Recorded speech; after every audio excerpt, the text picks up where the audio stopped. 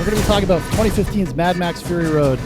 In a post-apocalyptic wasteland, a woman rebels against a tyrannical ruler in search of her homeland with the aid of a group of female prisoners, a psychotic worshiper, and a drifter named Max. It's directed by George Miller. It's written by George Miller, Brendan McCarthy, and Nick Latouris. It stars Tom Hardy, Charlize Theron, Nicholas Hoult, Zoe Kravitz, Hugh Keys-Byrne, Josh Hellman, Abby Lee, Rosie Huntington Whitley, Riley Keough, and others. And we're off to the races, boys. So we'll start with you, Dan, since this was you offered this up. You offered this up. What's your personal history with Mad Max Fury Road? Well, I offered it up first of all because this incredible film Furiosa is coming out, and I am so blown away by the trailers that look so genuine and so. I mean, it looks like a direct sequel to this. Like they put as much heart and soul into Furiosa as they put into Fury Road. So I'm excited. But recently I've been watching a lot because my son fucking loves it. And it's kind of thing where it can it sort of just makes it under the line as a family movie. Like there's nothing really bad in it. You know what I mean? Yeah. You can watch it with the kids around, and especially with a 4-year-old boy, he's just like absolutely fucking over the moon for everything that's in the movie. He's like, "Oh, Papa, there's a car with a bunch of spikes on it and an excavator and this and that, and this, and asking me all these kind of questions about the cars and stuff." So I've seen Fury Road like a dozen times in the last month, and just watching it, I'm like, I'm having all these old man emotions of like they're never gonna make a movie like this again, and I think that's evident in the fucking sequel or prequel or whatever it is. That remains to be seen, but yeah, it does look like a cartoon. Yeah, and I was just watching it. Just it's so easy to watch, man. Like every single frame in the movie looks good.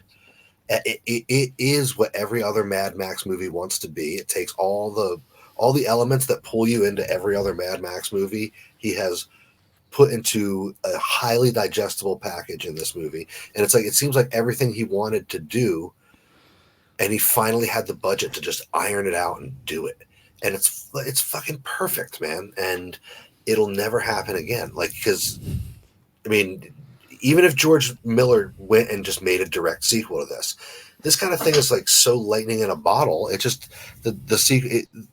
Would the sequel even be able to stand up to it? You know what I mean? Like, it's just so well made. It's so easy to watch, and it's so digestible for everybody from a mainstream movie viewer to somebody who is really into filmmaking. It just, I feel like it's a movie that totally lives up to its hype in almost every way, and I would love to hear people nitpick it. You know what I mean? Because in my opinion, it's as close to like a perfect popcorn flick as there can be. You know? Yeah, I hear you.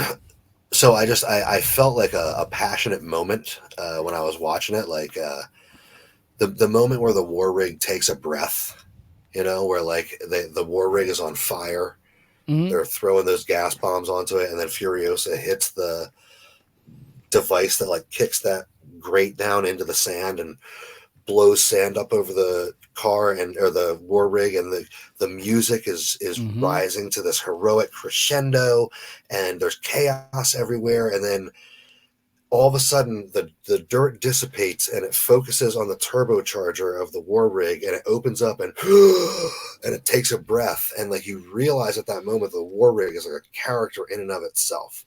And I was just watching it with a kid, and I was like, it's just fucking good filming. It's like good pork chops and applesauce filmmaking, and it's not even a thing like, oh, they don't make movies like that anymore. It's just like the Hollywood system doesn't even give a shit enough to do a movie nobody makes movies like that unless it's like you're passionate. I mean, I'm sure we're going to get into this, but like this is a huge labor of love for George Miller and company. I mean, they were trying to make this movie for years, for a long time, and they got they were fully and ready to go twice before they actually got to make it. And that's why I say, like, even if they had gone and gotten their direct sequel, would they have been able to actually recapture the magic of this? Because it was such a passion project and so hard to do, and the process was such a grueling process for everybody. I don't know if you could recreate it because it is one of those situations where it was almost like the process made the movie. You Oh, know, 100% it did. Yeah, of course. I mean, the movie is imbued with the effort that was put forth to make it. Like you can feel it in its essence, and it's something that I do definitely appreciate about it. Jeremy, so when you were a young lad, Fury Road comes out. Are you excited? Are you into it, Jeremy? Were you there day one? I was. I saw it in 3D back Hell in yeah. college when it came out. Couldn't get anybody else invested or interested in it and seeing Really? it with me. I was like, Really? Seriously? because nobody in my film school had watched Mad Max. Some had heard of it, but they'd seen like clips and things, but These they kids. nobody in your film school had heard of Mad Max. Yeah, hold No, on a second. yeah. Maybe all your friends were gay. I don't usually use the soundboard for this show, but it had to be done. When you say gay, you have to play a Crowder sound. Right. So And then come a second viewing of it, like not like a week later, I was able to finally get some people Fury Road pilled, and it became an overnight sensation then for all of my stupid college friends. So, well, I can't even imagine. I mean, dude, you guys were what, like 19, 20 years old when it came out? I can't remember, something like that. Yeah, I mean, that's like it's like a perfect age for something like that, in my opinion. yeah. Honestly. I was really stoked for it. I had been a fan of Mad Max, leading up to it, mostly just the Road Warrior, honestly. Like that was kind of the Mad Max movie that I grew up with. And I was totally into it, even though I kind of also had a lot of reservations about it because it has a very storied production history, and all of the notices, all of the reporting about it through production and post-production were all negative. They were all bad. They're talking about how all the difficulty of it, the actors weren't happy, some of them kind of semi-publicly talking about that they didn't really like their experience working on it. But even with that, I remember my wife and I were so excited for it. Like, and this is a time of like, I was like 25 or 26, fucking no money. I think we had like $40 in the bank. And we plopped down the money for a Thursday night showing in 3D for both of us. That's how committed we were to the cause. But yeah, a lot of my feelings about it, though, I definitely echo the sentiment, a lot of the same sentiments that Dan was talking about. In terms, I do think like it is a masterpiece, whether you like it or not. Whether it appeals to your tastes or whatever, I think on an objective level, it's hard to argue that it's not like kind of a perfectly executed piece of what it wants to be. And for me, as a person that talks and critiques movies, that's my ultimate judgment. It doesn't really matter so much if I liked it, but is the movie actually doing what it's setting out to do? And I think Mad Max Fury Road does it in spades. I have a few criticisms here and there of it. Yeah. Of course, and I'm sure we're going to get into all that stuff, but yeah, I'm very ready for this conversation. I feel like I've been watching Fury Road pretty consistently for years. So it was nice to revisit it, and it'll be fun to have an excuse to talk about it with some good pals. But I don't know. Let's start with the pre-production. The pre-production. Do you guys know kind of the story of the pre-production of how long it took them to make this? I think they're Took like 8 years or something. because wasn't their first attempt. They were supposed to have like a 2003 release of this or something like. Yeah. So what back with happened? Mel Gibson. Yeah. So basically, from like 1995, George Miller starts coming up with the idea, starts making sketches. Some of those sketches are still the same ones that they actually used for storyboards when they actually made the movie. So he's able to get a bunch of money together. He gets Mel Gibson back on board. Mel Gibson is has like a deal with like 20th Century Fox, so they're going to pick up the movie because it's like their Mel Gibson project. And of course, like who doesn't want to put out the next Mad Max movie with Mel Gibson, right? So they did everything. They went out to where they actually ended up shooting it in 2011, Namibia. They went out there, built everything, built all the cars, all the rigs, the Citadel, everything. And then 9/11 happened, and the value of the dollar plummeted, and they lost like 25 to 40% of their budget within a day. and they couldn't make the movie with the money that they had. So George Miller literally had to call the people as like people are getting ready, the crew's crewing up, they're about to fly to Namibia, and he has to call everybody and be like, "Stop fucking spending money. This is not our money. we're not going to be able to do this."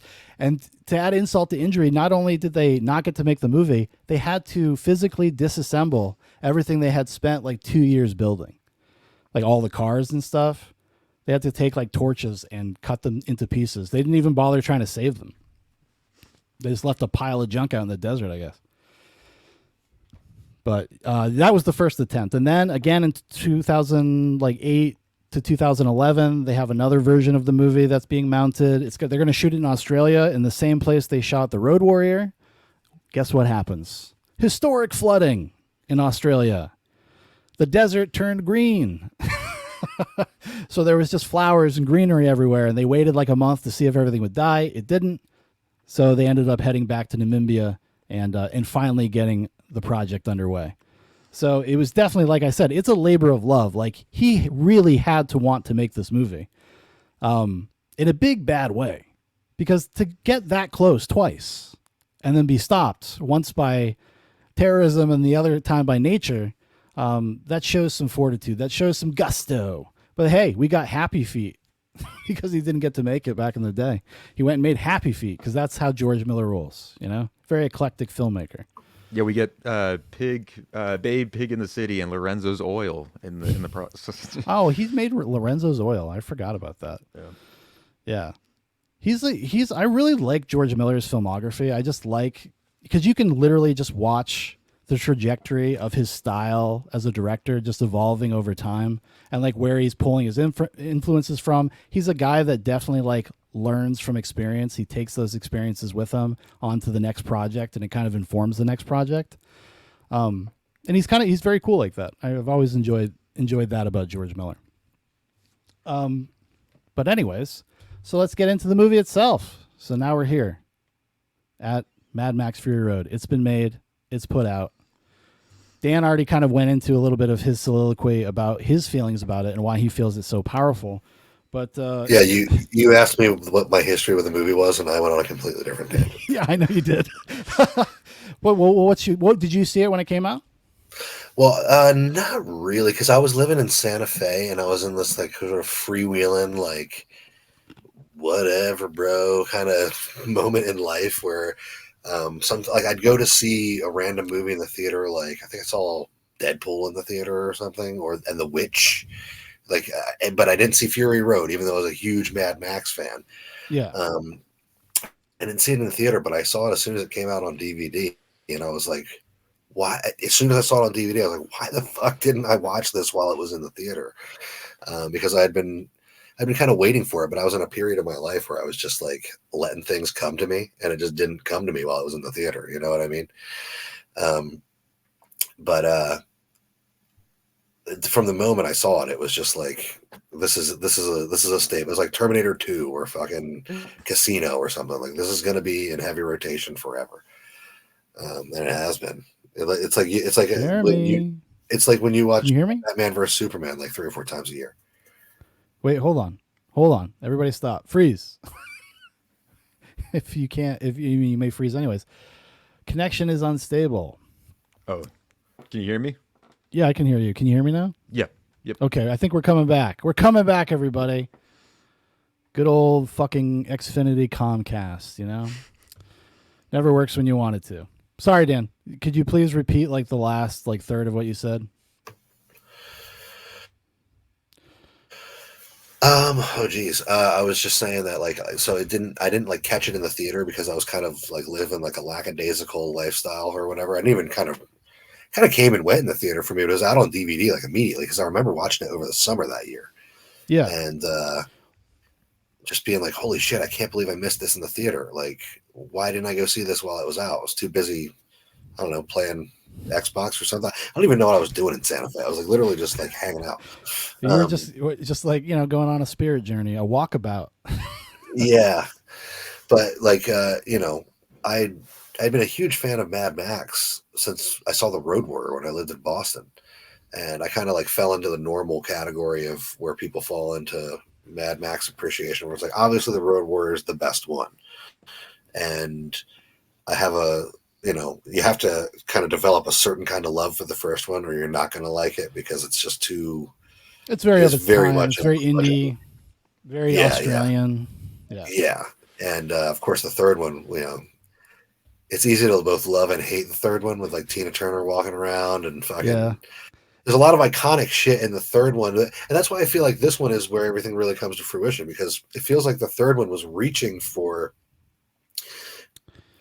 something like this, but the studio, and probably Miller wasn't ready at the time to create something like this. I mean, was the technology even there in the mid '80s to pull off something like Fury Road practically? You know what I mean? Like, yeah, you do just on the scale that they do it. Yeah. I was gonna say in Thunderdome, you do start to see the needles and threads of that train chase sequence, leading into Fury Road, and just like that whole look. They seem to really have a thing for the desert and kind of capturing this like the high stakes but like warmness of it, And I think a lot of it also is his kind of preoccupation at this time. He started getting into like fairy tales, storybooks. Because Mad Max Beyond Thunderdome has kind of a fairy tale vibe to it. It almost, you guys have seen Hook.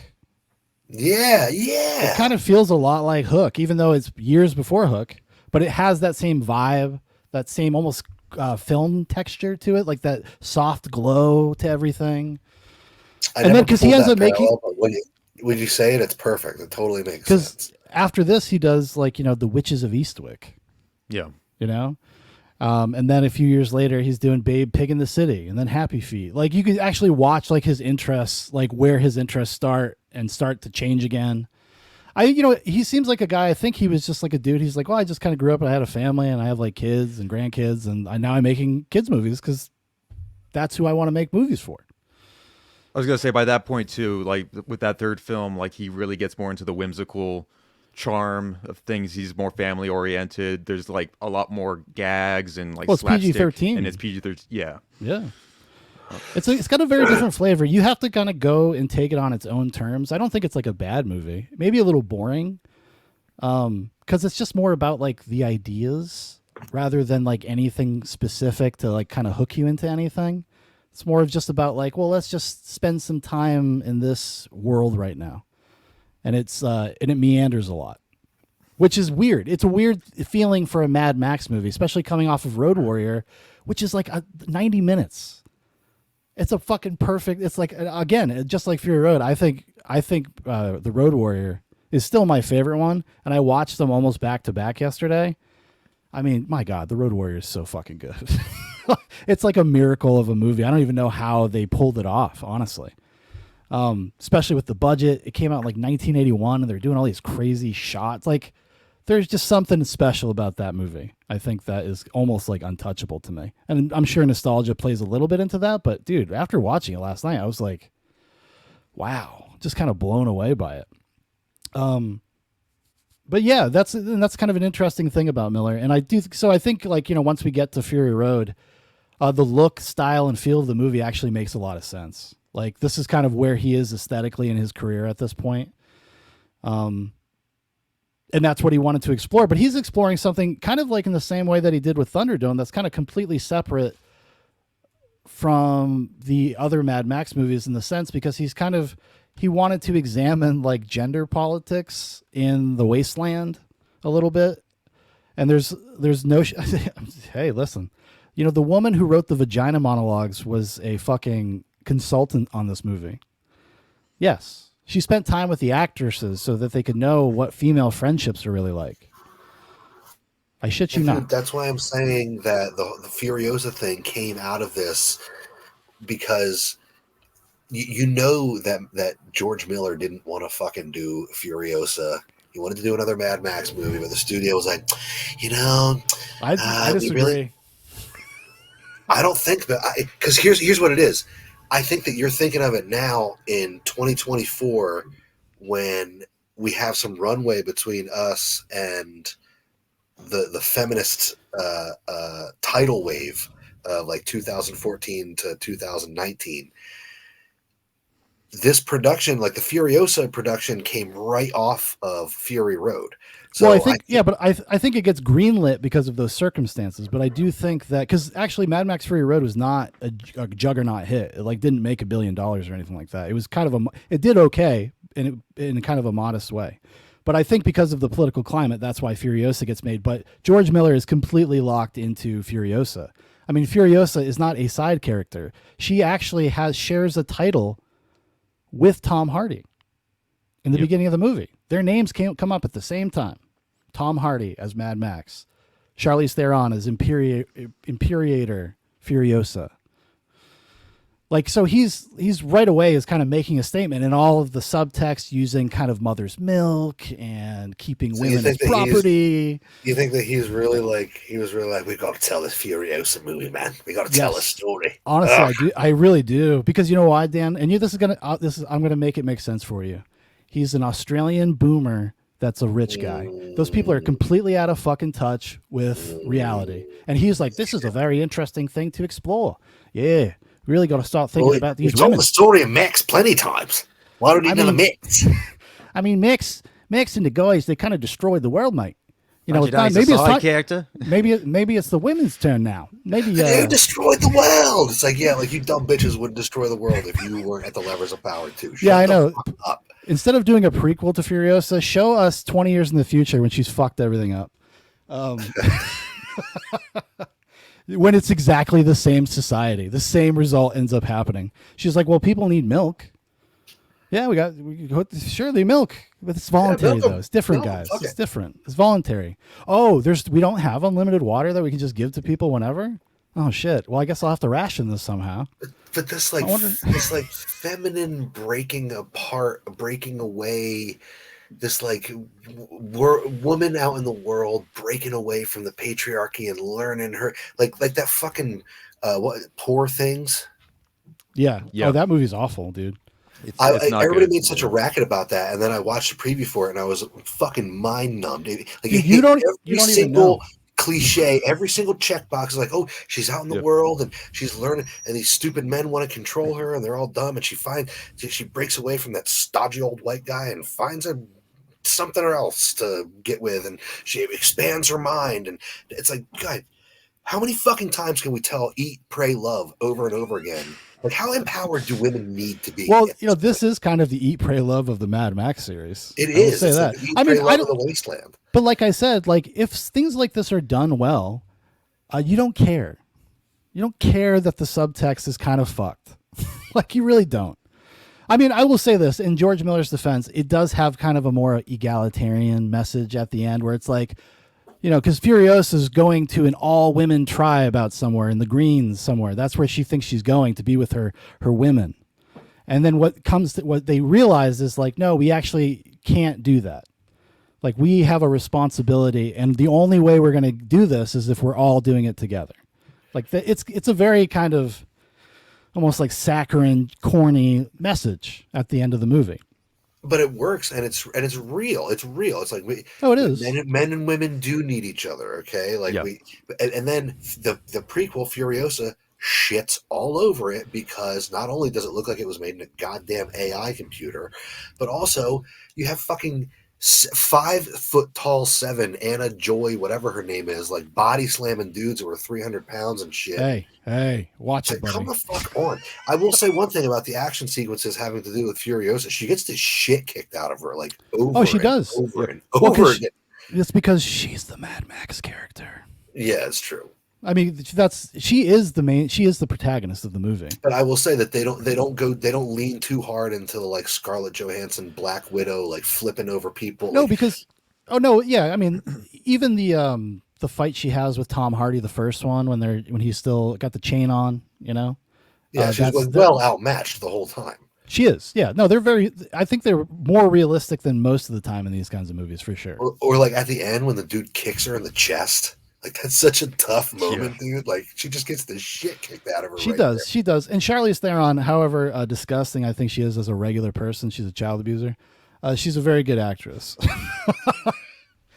And she kills it. You know who she looks like? I don't know if you guys will. Dan, you might get this reference. I don't know if you will, Jeremy. You know who Karen Strawn is? The men's rights activist. She used to go by the internet handle Girl Writes What. And she's from Canada. and she looks exactly like Charlize Theron in Fury Road. Did you have a documentary some time ago, or She was in the Red Pill, taking the Red Pill or whatever, that one where that feminist chick decided to explore the Red Pill and then got red pilled as a consequence of it. right? Talking about regenerating foreskins and stuff, you know, just cool, just cool guy stuff, you know. God, I wish. What do you 45-year-old men like trying to get those fucking things that stretch their skin over their penis? It's like, what are you guys doing? I mean, I if you feel bad about it, I'm sorry, but just accept it and move the fuck on. Nobody asked me. I was like, you sound like an antinatalist. No, you don't get asked when you're fucking just born. You don't get asked. You don't get asked. You die if we asked you. What a completely different Fury Road we would have had if she was the consultant. Yeah.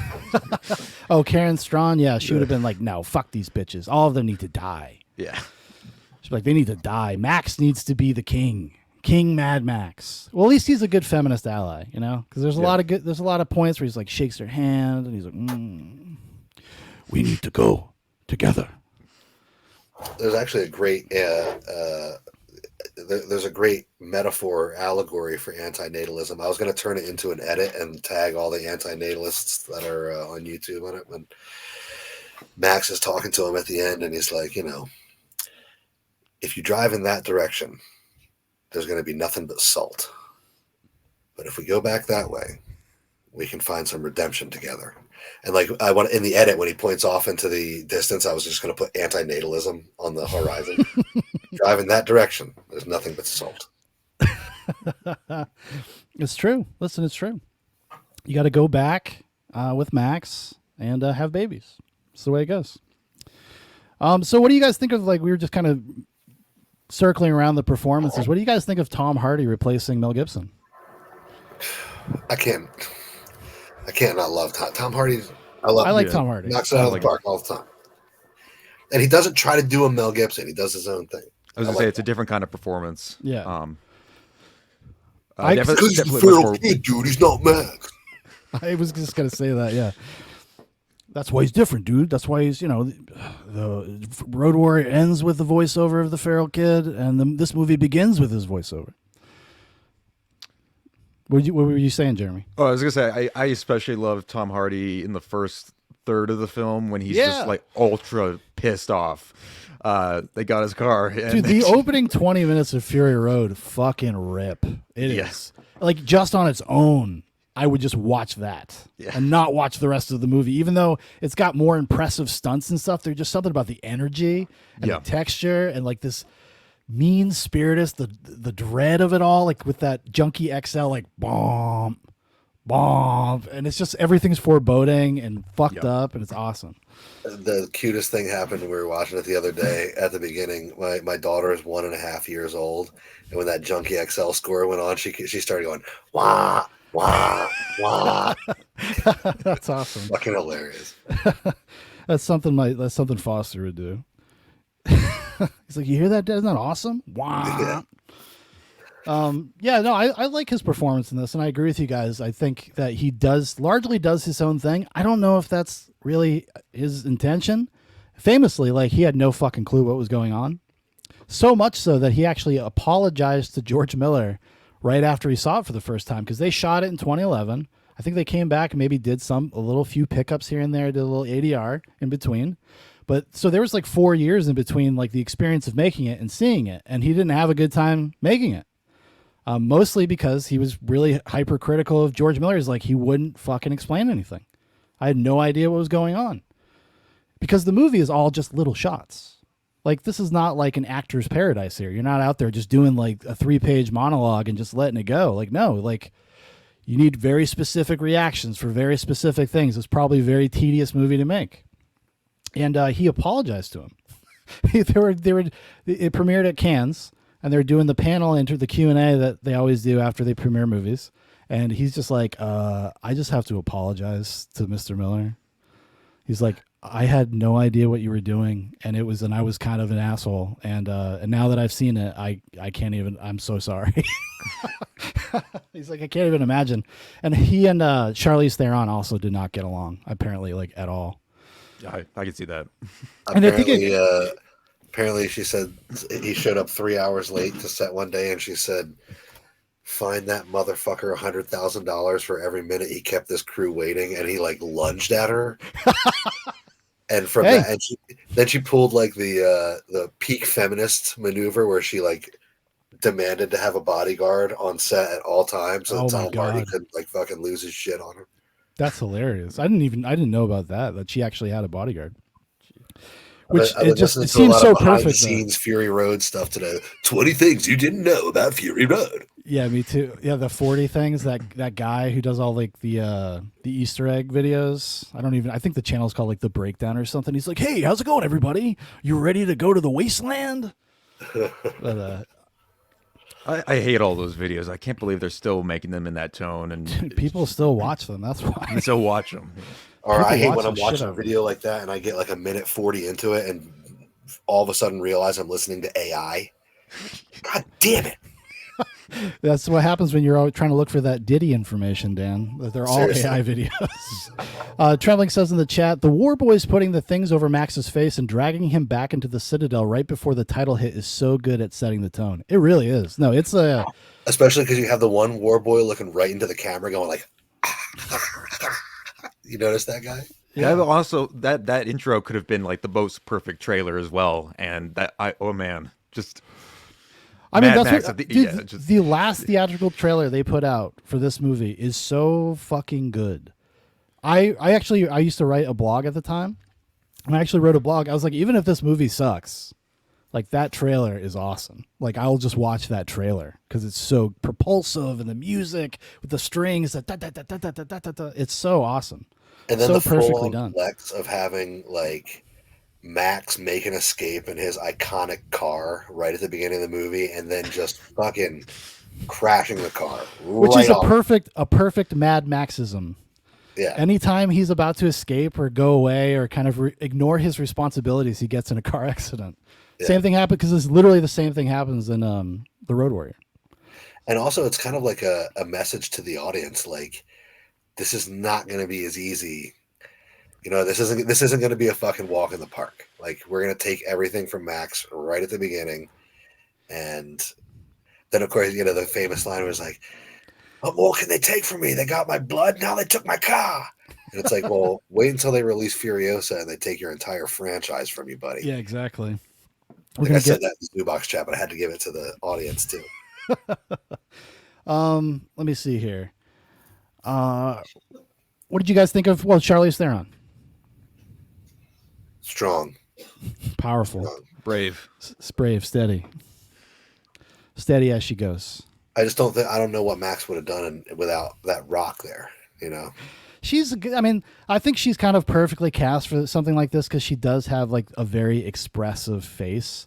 She's actually very similar to Mel Gibson in that way. The one criticism I'll have of Tom Hardy versus Mel Gibson, because listen, if I had my way, it would have been Mel Gibson. I would not have cast Tom Hardy. But as a runner-up, he's great. But he has the same kind of expressive face, the way he can communicate pain and emotion because he's so kind of over the top with it. But it usually just kind of works because of the way the scenes are constructed. Do you know what I mean? Like you have the Mel Gibson pain face. yes, Yeah, those I mean, like, he does it all the time. But I here's my one criticism of Charlize Theron. If you're such a fucking great actress, you could have at least took a swing at an Australian accent. Yes, actually, one of my big criticisms of the movie is that none of the main cast are Australian, except for the bad guy, except for in Morton Joe. That kind of bums me out because when I rewatched The Road Warrior right after, I was like, man, like Australians just bring a different energy. There's just a different texture and different quality to them. Like even the good guys are wild. You know, there's just something crazed behind their eyes. Like no matter who they are, they're always willing to just get in a fight. Hear me out. Hear me out. Instead of casting Tom Hardy, what if they got Durian Rider? Dude, yes. We We need to make this happen. Be like, George. Yeah. Wasn't Tom kind of difficult to work with? Now I have another I have another narcissist for you. He goes by Durian Rider. His real name's Ashley. Except this narcissist has a ton of energy, and he probably won't show. He'll probably show up 3 hours early and just like bicycle around the war rig until everybody else shows up. Well, he does kind of act and look like a war boy sometimes, like when he shaves his head. Yeah, Well, he is a little sugar in the wasteland. Yeah, exactly. Sugar, mate. yeah. It's like instead of Instead of oil, instead of gasoline. I was gonna say, like at the end of the Road Warrior, when the sand is pouring out of the tank, it's actually just sugar, mate. Sugar. Oh, Dixie they Sticks. think this is a decoy. Now this is the jackpot, mate. That's why I agreed to ride it. That's why I agreed to do the drive. Thought it was worth the risk. Trebling says she's the only one that could have done this part, in my opinion. She has the big expressive eyes. She always does good physicality shit too. And her in this and Atomic Blonde. Yeah, no, I think that's kind of what sells the movie for her, or sells that character, is her physicality.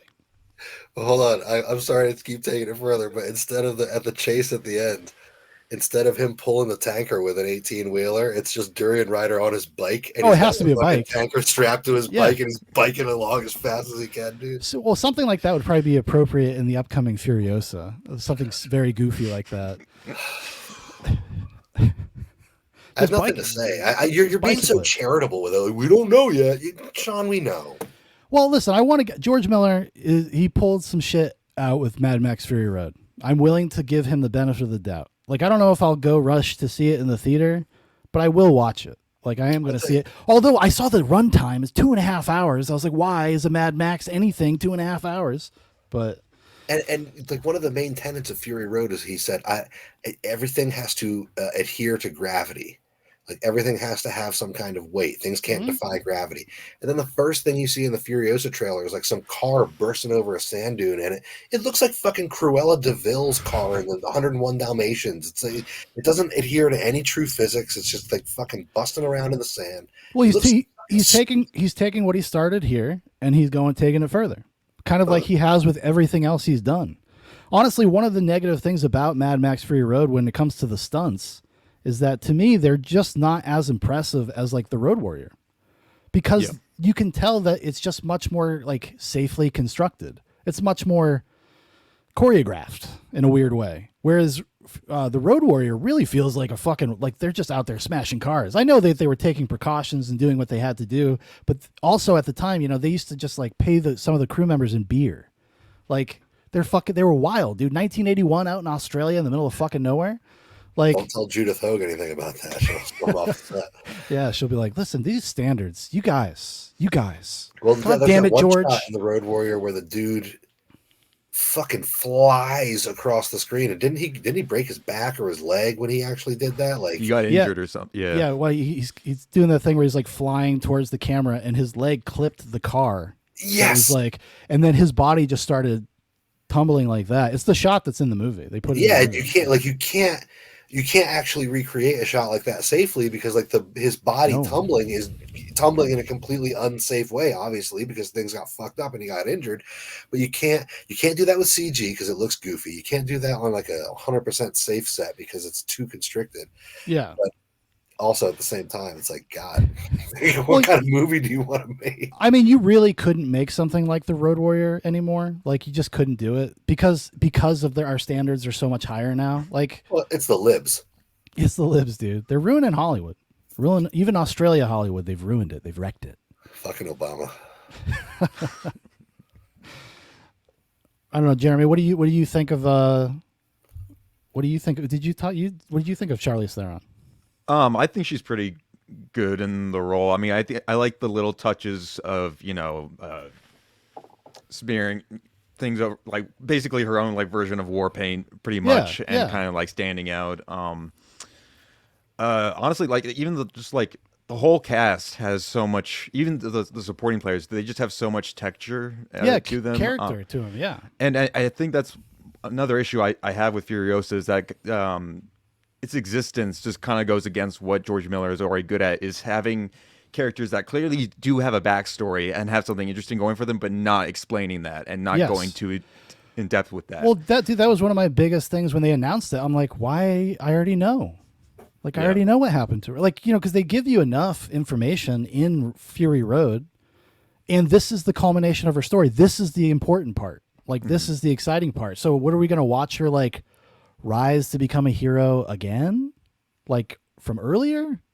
Isn't that kind of defeating the point? Unless, this is what I'll say. Maybe we just don't know. Maybe it's a much darker film than we're expecting it to be in terms of like kind of tone and theme. I will say that I always have to recreate things as bedtime stories.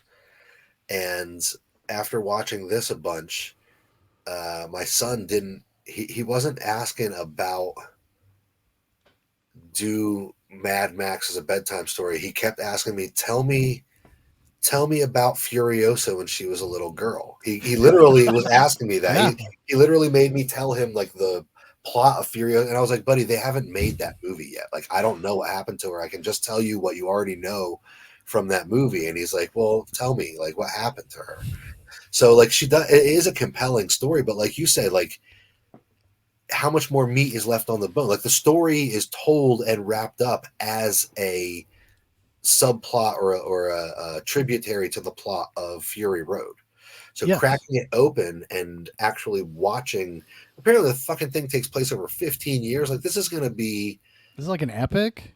Yeah. Like, okay. And perhaps it'll just be like her as a little girl and then smash cut to her as an adult or whatever. But it just seems so fucking tedious and unnecessary. And on top of that, the dude's like 82 years old now. He's not going to make another Mad Max movie. He's on the press tour right now, and he's like, I got another idea. And I'm like, dude, you're 79. Although, Ridley Scott, he's like fucking 86. He's still out there. He made Napoleon last year. You don't give a fuck. Ridley Scott's a fucking Chad. Look at George Miller. Like you he said, made like 2 films a year. Yeah, he's a pasty boomer. Ridley Scott still got it, dude. Like when I took my son to see Alien in the theater, and they had like a little preview of the new one that's coming out this summer, and the director was talking to Ridley Scott, and he still got it, man. He's sharp. He's funny. Like he knows his shit. He doesn't pull punches, because he's so old. They just don't care anymore, so they just spill the beans about everything. They just tell you exactly how they feel about everything. Brian Cox has been doing that for years. The actor Brian Cox. Every time he's interviewed, he'll just talk shit about somebody that he's just worked with or that he works with or something. Because he was on that show Succession, and Jeremy Strong apparently went method and wouldn't come out of character. And he's like, what the fuck? He's like, just act, dude. That's got to be so fucking annoying when you've got somebody like you're at the craft table, like getting ranch dip and carrots, and this fucking guy is like acting like some long dead person, or like the most obnoxious example of it, Jim Carrey on the Jim set Carrey. Of yeah. Holy shit. Every bit of footage of the actors around him trying to talk about what he's doing without stepping on his toes, and you can tell that they all fucking hate it.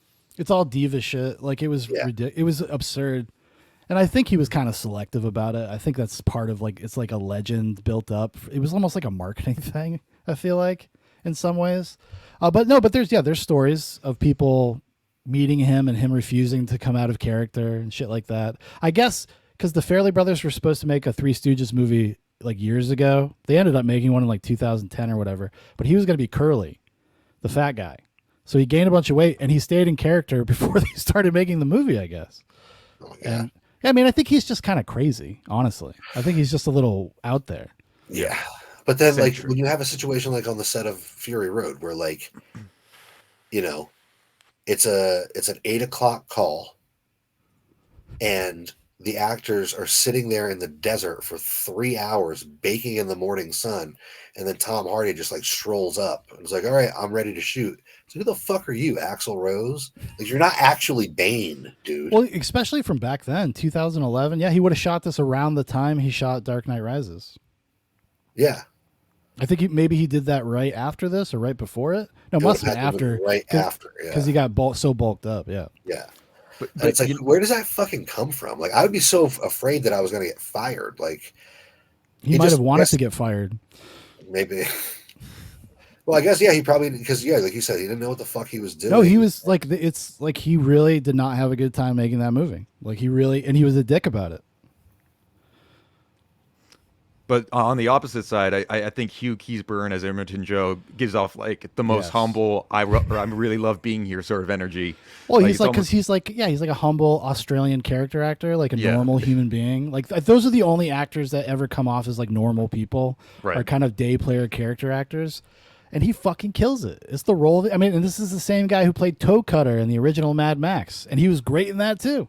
Some of his line readings are just so.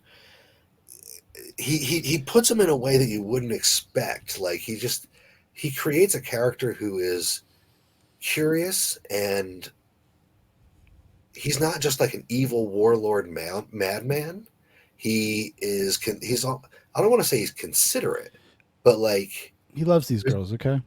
well, no, there's a tone in his voice where like he gets emotional a lot. yeah, does, yeah, yeah. yeah. Or like for some reason one of the line readings I love is like when he's like he's looking through the telescope and he's like, where do you think they're going right now? You know what I mean? Like, Actually, I love that fucking line rating. I don't Yeah. know why, but I literally say it out loud while he says it whenever I watch it. yeah, like the Why way is she he taking puts that it route? is Yeah. so like I don't know. Like Well, I think they've tapped into something with his character, that there's a childlike quality to those guys, like the war boys. They're all kind of impulsive and immature and emotionally inert, and they don't like. And he actually like loves. I think he actually, in his own fucked up way, like loves his people. yeah. Like Yep. loves his situation, and he thinks this is just what you do. This is what we're doing. And yeah, and it comes through in the performance. And I think that to me, I've never heard anybody say that, but that's kind of what I was thinking when thinking about his character, and just thinking about the world, the war boys, how they all act, because they're all kind of his children in one way or another. Yeah, it's like they've all got Peter Pan syndrome, but he's the Rufio. You know what I mean? Like Yeah, he's a little exactly. boy too, but he's the ringleader, and he. Yeah, I never really thought about that. I was trying to figure out what the quality of his voice that was different was, because he's not just like a mean, evil incarnate. He's got this quality that I think you hit the nail on the head. It's kind of like little boyish. Well, he doesn't ever think that she would betray him. I think like it's just like, where is she going? What? Yeah. Like what's And- happening? Maybe even a little hint of concern in there. Like Yeah.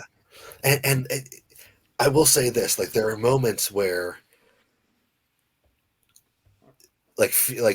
for example, when Furios has taken the war rig off the path, and it is becoming clear to her team that things aren't like something is going on here, yeah. but they don't fucking question her at all. Okay, until it is 100% obvious that she has turned the worm, and but they go and do everything that they shouldn't do, and that they would be like antithetical to their mission, but they just follow her order without question, one after the other. And it's just It's a great sequence too, as they come to the realization of what's going on. It's like the slow burn moment, yeah, because the but first guy, the first war boy, is like, really? Oh, okay. okay, yeah, and then Yeah. but then as the command goes down the line, there's like less and less concern, because it's like, oh well, my commander told me, like, yeah, okay, we're Yeah. going west now. Like I'm at the back of the war rig, I don't know what's going on, I'm waiting for some guy to come so I can shoot him. I guess we're going west now. And then it becomes obvious, and it shows how much trust all of them have in Furiosa. Yeah. Like none of them could conceive that this woman would betray them. And it's like, I guess none of you read the fucking autobiography of Malcolm X or Pimp by Iceberg Slim, because that's one of the first things that they outline about, like, if you're going to professionally abuse and mistreat women, you will control them for a while. And then at some point they will fucking turn on you. Yeah. And I guess, and Morton Joe got caught slipping on his mackin. You know what I'm saying?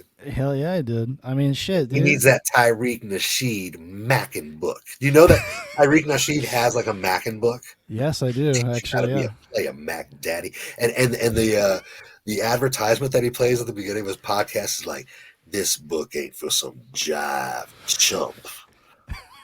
It's like he insults the reader the whole time. You ain't some kind of mackin' jackin' smackin'. I'm like, dude, nobody's used this slang for like 40 years. You sound so fucking old right now. Superfly style. What if he was a Morton Joe? That'd be amazing. Oh Have my Tariq God. Nasheed. As You a hear him Morton Joe. smacking his cough drops every 30 seconds with those big old lips. You goddamn monkey mayo or mayo monkeys. You fucking snow Yeah, roaches. he'd be talking about the caucasity of Oh, Furiosa and how she was Yeah. never really his daughter. He never really loved her. He never Mac's really about cared to about get her. buck broken. Yeah, get him back here. Get him back to the goddamn barn. oh, that would be great, dude. Not only okay, let's take Dude, this we're a 10 step years further. out from being able to like put this in a prompt and see a version of it. Guys, we know that Tariq Nasheed is a director. Why He stop is. at having him being a Morton Joe? Let's have him direct the whole fucking movie, okay? Damn, dude. Can you That's imagine what it would inspired. have turned out like if Tariq Nasheed had directed Fury Road? What a mess. Well, I could tell you all of like the peasant people, they'd all be black and they would rise up at the end. That's what would happen. It's true. And then Max would be he'd be killed because he's going to turn out to be a bad guy. Right. He has to be a villain, secret villain. Because even Furiosa though Morton, played by Vivica A. Fox. yes, exactly. Or no, it's got to be what's her name? Will Smith's witch. What's her name? Jada Pinkett Smith. Yeah. She has Charlize Theron energy. Like they have a similar kind of vibe and aura to them. Because they're like evil human beings, you know. It just kind of emanates off them. Yeah. Well, child abusers. They're child abusers. Yeah, exactly. You can only drink the blood of so much acrenodrome babies before you get a certain look, you know. You know what? Also, I love about about Morton Joe and Hugh Keys-Byrne's performance. Rest in peace, by the way. Is the physicality he brings to it, like that fucking like stock waddle he's running and stuff. It's so awesome. Because he's just covered in shit. Like he's just like. Well, he's covered in like this powder stuff. Like I think it's supposed to be implied that it's some sort of like cocaine or something. Is some sort of like it's to help his growths. Well, not just the powder and stuff, but like the weird chest plate that he's got, and the huge hair, and the mask, and doesn't he have like a staff that he has sometimes? And it's just like, you're right. When he runs, he's got to like.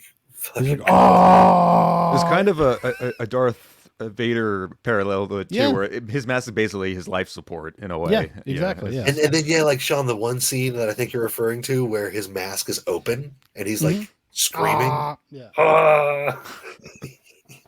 And that's another thing that I like about the movie, and I like about George Miller in general, is that he has a sense of humor.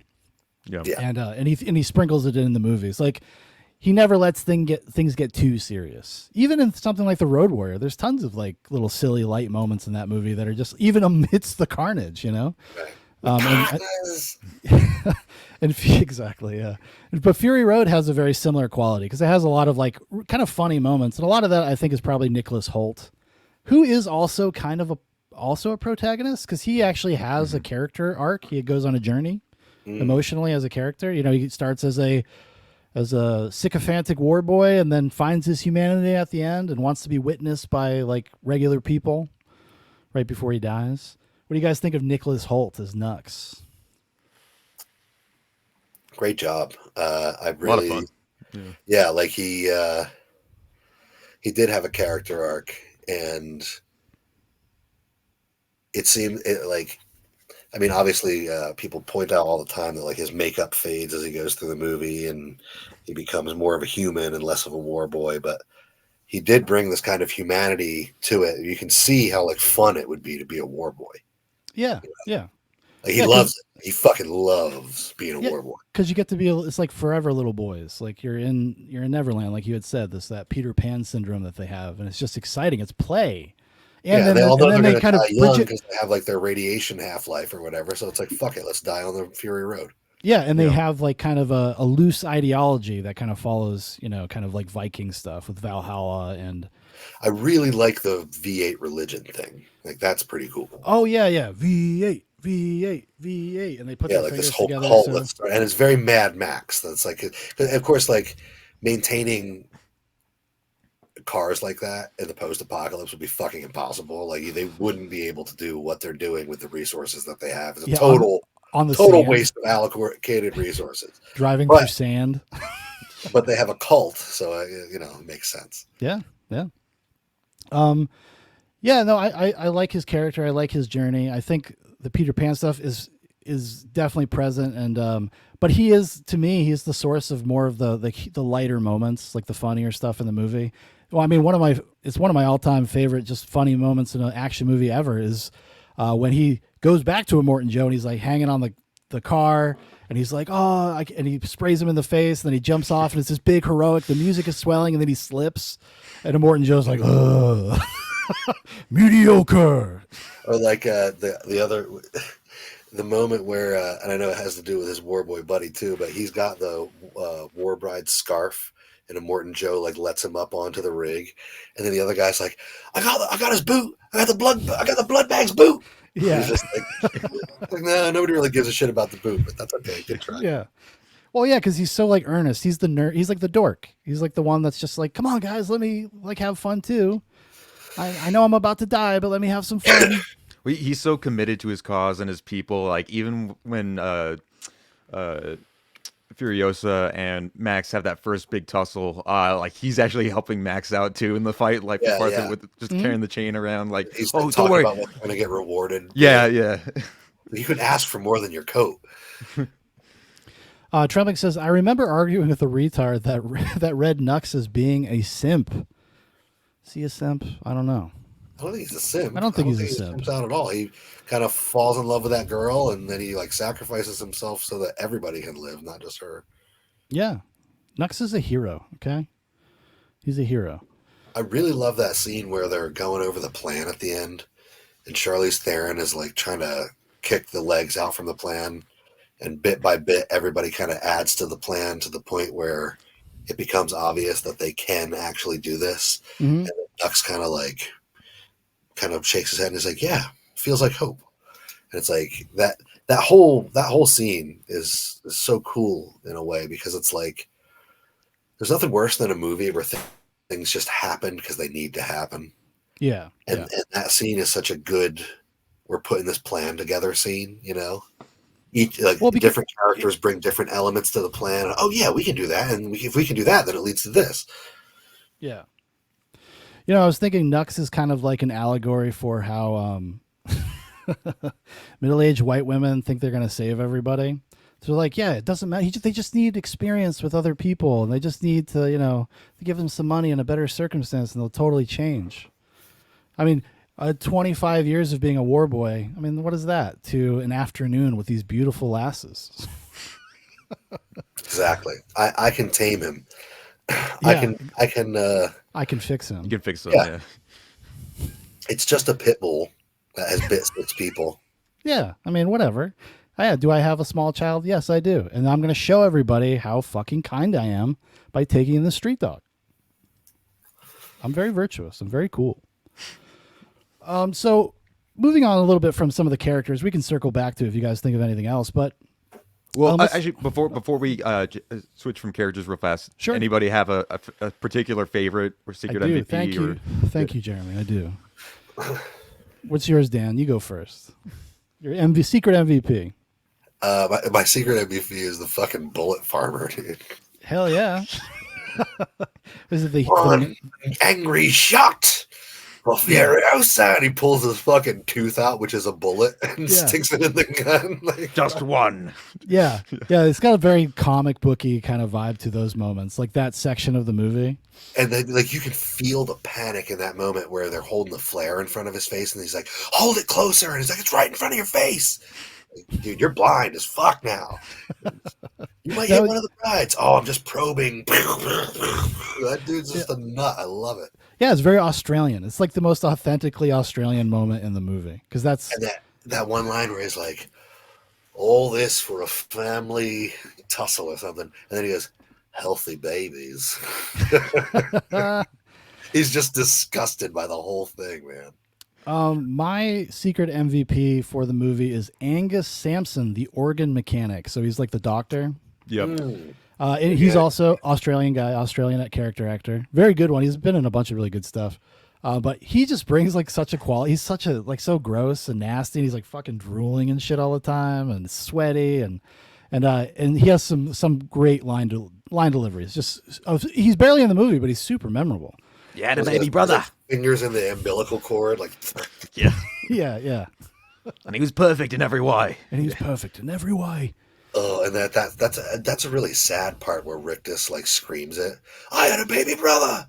He was perfect in every way. Because like Rictus is a little kid too. He's like Listen, Rictus these has the mind of, like a this 6-year-old kid, you know. these fucking patriarchal sons of bitches. What is this? Some kind of sick pro-life message? What the fuck? Oh, and I think one of my favorite character moments is when, dude, it's one of the greatest moments in any movie ever. When Rictus rips the turbocharger off of the engine and holds it above his head. Right before he's about to throw it, he goes, Rictus! so the parallel is like, imagine it was you, Sean. Imagine it was you, and you rip the supercharger out, and you pull it over your head, and you go, Sean Deegan! Hell yeah. Well, that's what made Rictus my secret MVP too, because he just has all those great like one-liners and moments. Amazing. What an amazing casting. He's got like the mind of a baby, but like the strength of an ox, and I just like his like little inflections, like when he's like tasting the milk, going, yeah, I think this tastes good. Yeah, oh, that's right. Yeah, the milk scene. Yeah. Yeah. Or like when they're grieving over the dead bride, and he's like just sort of arbitrarily shooting the gun in the air, just like, and he looks at Immortan Joe almost with like, am I grieving enough, Dad? Kind of. Yeah, no, he's looking for his approval. Yeah. Yeah. Oh yeah, because they're daddy's boys, you know. Their mothers are dead. Actually, I love the moment when Immortan Joe picks up the bride's like body, and it's just all bent and fucked up, and he's like, "Oh." Yeah. There's so many little gems in this fucking movie, dude. It's just gem after gem. No, it really is. I mean, that's something you can say about the movie is its attention to detail. I mean, the production design, the planning. It ends up being kind of a happy accident that it took them so long to make the movie because they really got to sit there and think about it. They didn't even really have a script. It was just storyboards and then like handwritten dialogue on the sides of the storyboards. That's what they gave to people. That's one of the reasons the actors were so perturbed. They're like, this is a comic book. But Joel I think Schumacher would have been fucking so psyched. Dude, he would have. Joel Schumacher would have fucking blew his load all over this thing, dude. But we'd be looking. It would be Val Kilmer. It'd be Kiefer Sutherland. It'd be the hot guys. If you don't get your stuff together, Tom, I can have Val in here in like 15 minutes. He's already in Australia on vacation. That's a great Joel Schumacher, by the way. Yeah. Well, I don't have a scarf on at the same time as a button-up shirt, so it wasn't perfect. Yeah. I just want to say to anybody that was disappointed in Batman and Robin, I am sorry. That's one of my favorite things ever. But yeah, we got to talk about the chases, the stunts. I mean, the meat of the production, really. They are incredible. They're impressive. Even all the vehicles are characters in and of themselves as well. Yes. And in fact, if you're watching these movies in order, going after Thunderdome, which seems to largely like depart from a lot of the vehicle chasing and what that was all about. Like this is definitely like a send up to Road Warrior. Yeah, it's there's a lot of parallels. Yeah. I like that. Yeah, everything has their own distinct look. They feel like they're just like a second home for like all of these characters too. They know all the mechanics of their own car. They can sleep in there for days if they had to. They seem to just get around pretty well. Everybody's just a very good. I wouldn't say good, but everybody can drive. So. Well, it's like the cars are designed to be extensions of their characters. Yeah. And it really works. I mean, like Nux's little like Volkswagen Beetle or whatever the fuck he has. Immortan Joe literally has like two 1957 Buicks with giant tires like just stacked on top of each other, like the grandiosity of it. Furiosa and the beat up war truck. The scabs, the scavenger guys, or what do they call, like the crows or something? The dudes with the cars with all the spikes all over them. Yeah. It just adds. There's so much information. The buzzards. Thank you. There's so much information being conveyed to you about the world and the characters constantly, and you don't even register it most of the time, right? It's just kind of coming into your subconscious, and I think that's why the world feels so well built, even though we don't really know much about it or get very much information, but it all feels very like earned. Well, Somehow I understand how this society works, even though I have not been directly told anything about it. right. That's a well-built world. It's a world that you don't need. It's alien to you, but you don't need exposition to understand it. Yeah. Yeah. And that's just a credit to the production design. I mean, they're really, really amazing. The attention to detail, like every little stitch is there's something was thought about it, you know? Well, that speaks to a lot of the visual storytelling too, because maybe give or take a few lines here and there, it could have been a silent film, and you still would have gone the story beat for beat. There actually somebody did a fan edit of it, actually silent. Oh, okay. Yeah. Can we talk about Zoe Kravitz and how fucking talented she is?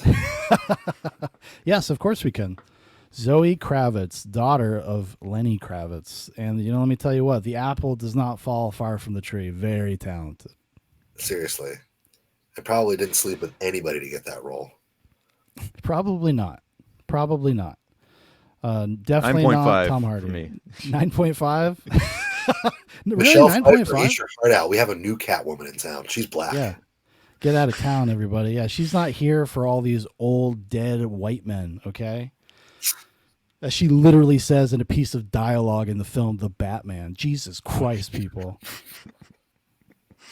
Are you paying attention yet? The fucking there's that British comedy Garth Marenghi's Dark Place has the best quote ever, and it was so prescient. It was just like, I know writers who use subtext and they're all cowards, and he's playing a bad writer, so like who's really full of himself. And it's exactly what we have now, though. But that's exactly what we have now. Thankfully, that's not the case with Fury Road. It lets the subtext be subtext. It is subtext. Oh, Cosmic Kitty's going live. I got to drop. I hear you. Hey, listen. Hey, now check this out. If Cosmic Kitty had played Furiosa, that would have been a hell of a flick, right? No, there. dude, she'd be a Morton Joe.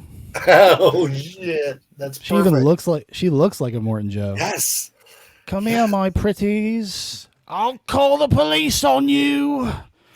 Get back in the vault. Do not become addicted to water. Or you'll reject its absence. Really, I could see it. You could see it too. I'm telling you, we're like 10 years away from an AI prompt, and we'll watch that, Check out this. We call it the loser Truman Show cut of Mad Max Fury Road, and just recast with all of those people. Valley 420 is Mad Max. Him or Mark Taylor. I was going to give Mark Taylor the honors. Oh yeah. Well, no, I think Mark Taylor would be the little midget retard guy in the the other little brother. Yeah, yeah. that guy rules too, by the way. Let's throw Mark Taylor a bone and make him Rictus. He would love that. Yeah, Rictus Erectus. Exactly. He would get off on. He's like, oh, what's my name? Yeah. Erectus, dude. Oh shit, dude. Turbocharger out and scream Mark Taylor. Actually, yeah, that would be his dream. Life fulfilled. Yeah. Life fulfilled. Trembling says Cosmic Kitty sitting next to Abby Shapiro in the milking room. Oh, Abby Shapiro. She would be the only one in there because you don't need anybody else if you got Abby Shapiro. Yeah, She wouldn't leave. she's happy. Yeah. And she's trad, so she would stay. She'd be totally cool. It's a tribal thing. You guys wouldn't get it. And then instead of Rictus taking a drink of the milk, it's Ben Shapiro. He's just like, Well, Ben Shapiro would have to be the little midget guy. He'd have to be him. Like, taking a wrong turn, Dad. Yeah. Why are they going to Palestine? The hostages, what? Oh my god. I mean, hospitals, whatever. She's making off with our $10.5 billion a year, Dad. Look, Furiosa, you gotta buy for British Gold. Come on. Come on. Yeah, exactly. And at the end, he talks about birch gold. Exactly. Maybe they're going to get birch gold. Birch gold over there. What do you think, guys? Hey, gang. That means that Ben Shapiro survives the movie, though. Well, that's true. Well, yeah, that remains. I mean, I guess it could be implied that Morton Joe's lineage is going to get wiped out. Right. They're not that benevolent. They're not that everybody gets a second chance. I like that we've come up with so many alternative timelines here. We got Ben Shapiro, Durian Ryder, and Tariq Nasheed all in one. Tariq Nasheed directs it. Durian Ryder is Mad Max. Cosmic Kitty as a Morton Joe. Abby Shapiro as the milk lady. Yeah. And then just on from there. We'll fill it out later. But the stunt work is awesome, though, and it took them a very long time to film the movie. I think that also is part of the frustration with the actors, that they were just there for so long out in the desert. And because these are long, arduous... around at the craft table. Fuck, I would hate that job. Oh, I know. Well, that's the thing, too, because they're like, oh, yeah, it's so arduous. I was there for 4 months. I'm like, yeah, but you're sitting around, like in a trailer or something. Oh, like, did they have you roofing when you weren't acting? Like they literally hire people to dress in your costume and sit in your spot for lighting. That you don't even need you for that. You know? Literally need to show up for the fucking close-ups, like Arnold on the set of Batman and Robin. He was there for like days. Got paid like $2 million. It was such an arduous process doing the makeup. You did the makeup 3 times. I had to get there at 4 a.m. The only person I feel bad for is Alan Cumming in fucking X-Men 2. Apparently that was like pretty grueling. That and what's her name? Mystique. Rebecca Romaine. And also Jennifer Aniston. Apparently Jennifer Aniston hated it so much that by the last X-Men movie she was in, she basically had it in her contract that they were only allowed to put her in the makeup for X amount of time. X amount of times? You got it, brother. And Jennifer Aniston? You mean Lawrence? Jennifer Lawrence? Jennifer Lawrence. Yeah. Jennifer J-Law. I probably would have preferred Jennifer Aniston, actually. No, I have a thing for I have a thing for Jennifer Lawrence.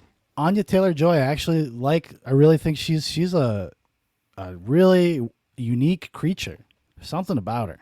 No, I'm gonna be an incel and say these fucking women are mid. Exactly, yeah.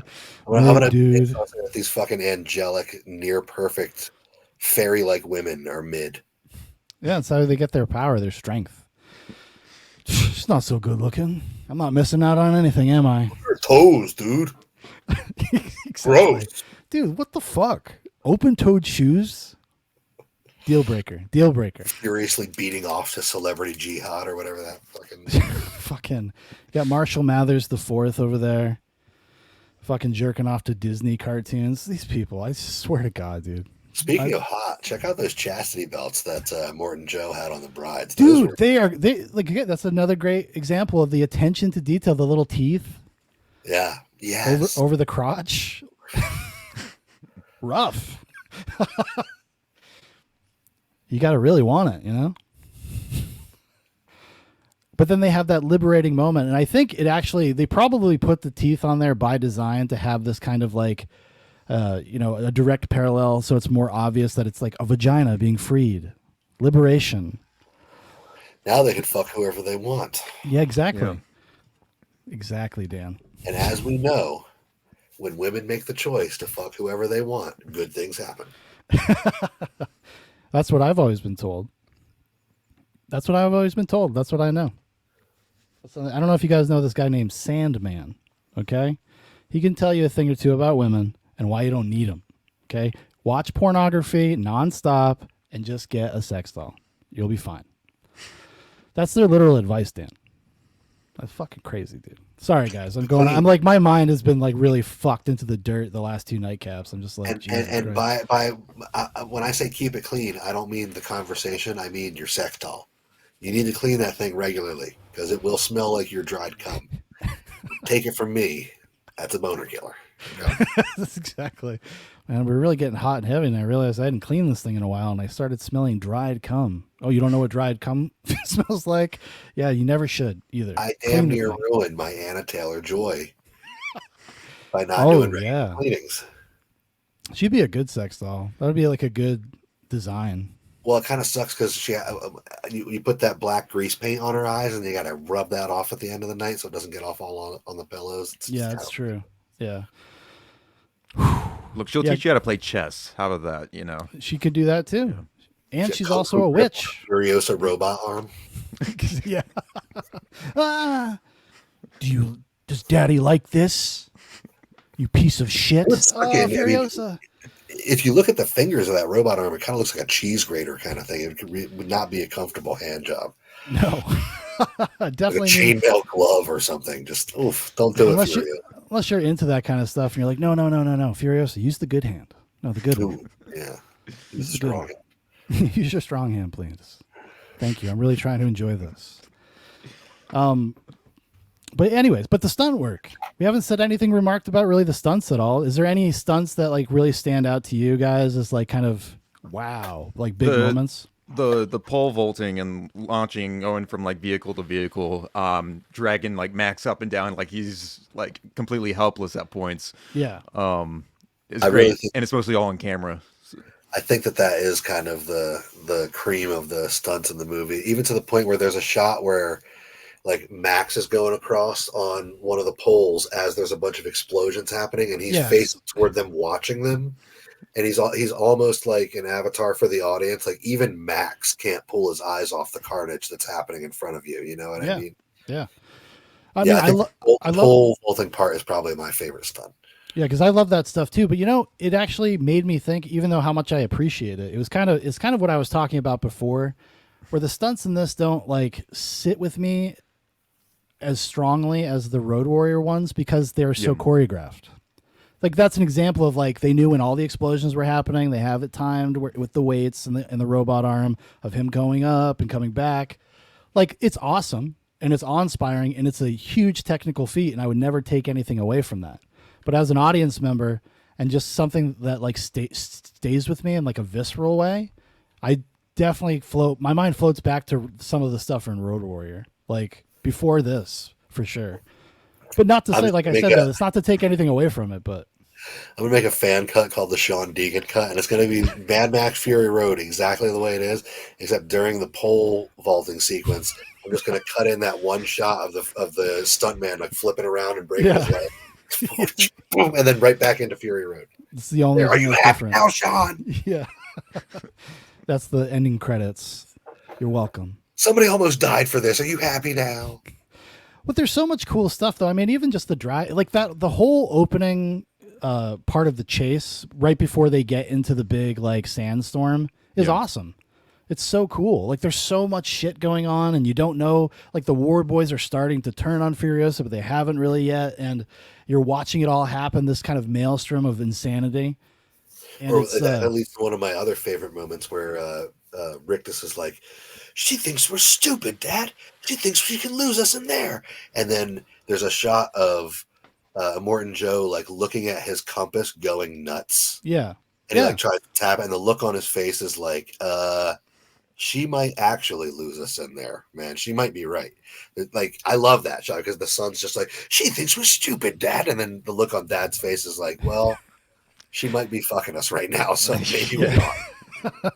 Well, son, you win some, you lose some. So many moments where the actors just speak a novel with their eyes, man.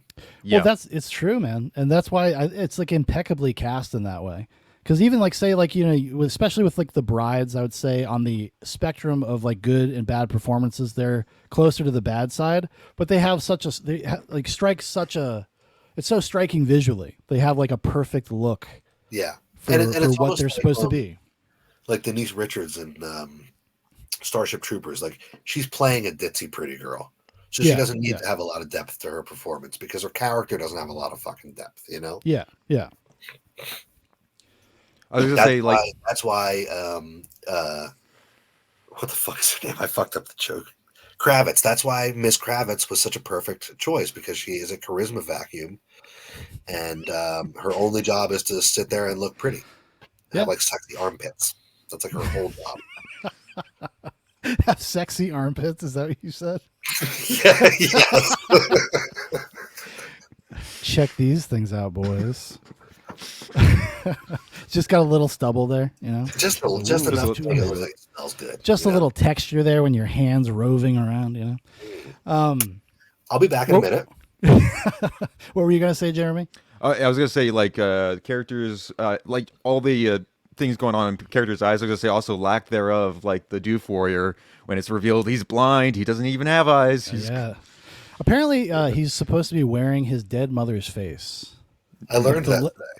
Yeah, the leather mask that he's wearing, and I guess a lot of this, because this was a very trendy thing at the time when this came out, is to have like a multimedia release. So there's a bunch of prequel comics to this movie, which I had completely forgotten about until I was looking stuff up for this conversation. I was like, oh yeah, there was those comic books. I never read them, but they're there. Yeah. They give you a little bit more backstory, a little bit more context for some of the characters, I guess.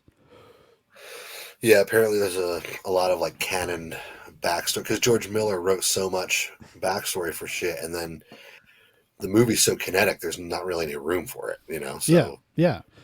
No, they made the right choice. They definitely made the right choice. And like I had brought up at the beginning that all the media surrounding this movie during its production was negative.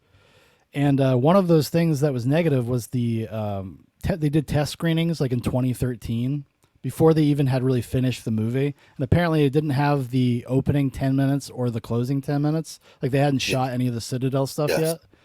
And the studio, I guess, gave them a really hard time and was making them do like re-edits based on test screening notes like every 5 weeks. And they weren't allowing them to finish the movie. So I guess George Miller and his wife, actually, Margaret Sixel, I think that's how you say her name, basically locked them out and just stopped communicating with them and went in and they're like, we're just going to do what we think is right. And that's the movie that we get to watch. So good on them for kind of sticking to their guns and not getting bogged down, because I can't even imagine being like a director and having a studio forcing you to do test screenings on a completely incomplete movie. Doesn't have the beginning or the end. None of the effects are done yet. That's just like this big chase scene with no context. And then taking notes like you're supposed to. Like, what are you really going to do with that? Like, what are studio people even thinking?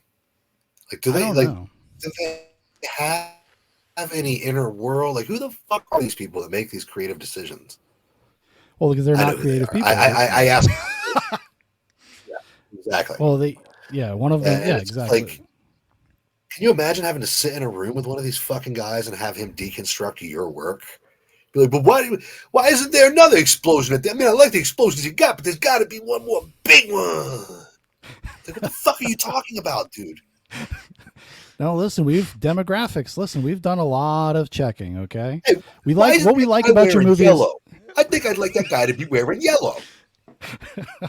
Yeah, you guys ever see Dick Tracy? Oh god damn, I love Dick Tracy. Man, what if he was kind of like a Dick Tracy character? I watch that Dick Tracy holiday special 2 or 3 times a year. Okay. Yeah, exactly. Just getting ready for whatever's next. So he's always any project that comes his way. So he's trying to finagle it into the new Dick Tracy movie. Trembling says that pale blonde one that ate Elle Fanning in The Neon Demon. I read them. One is about Max over the years rebuilding the V8 Interceptor. Their gold salesman, ironically, gold is usually part of their last name too. But yeah.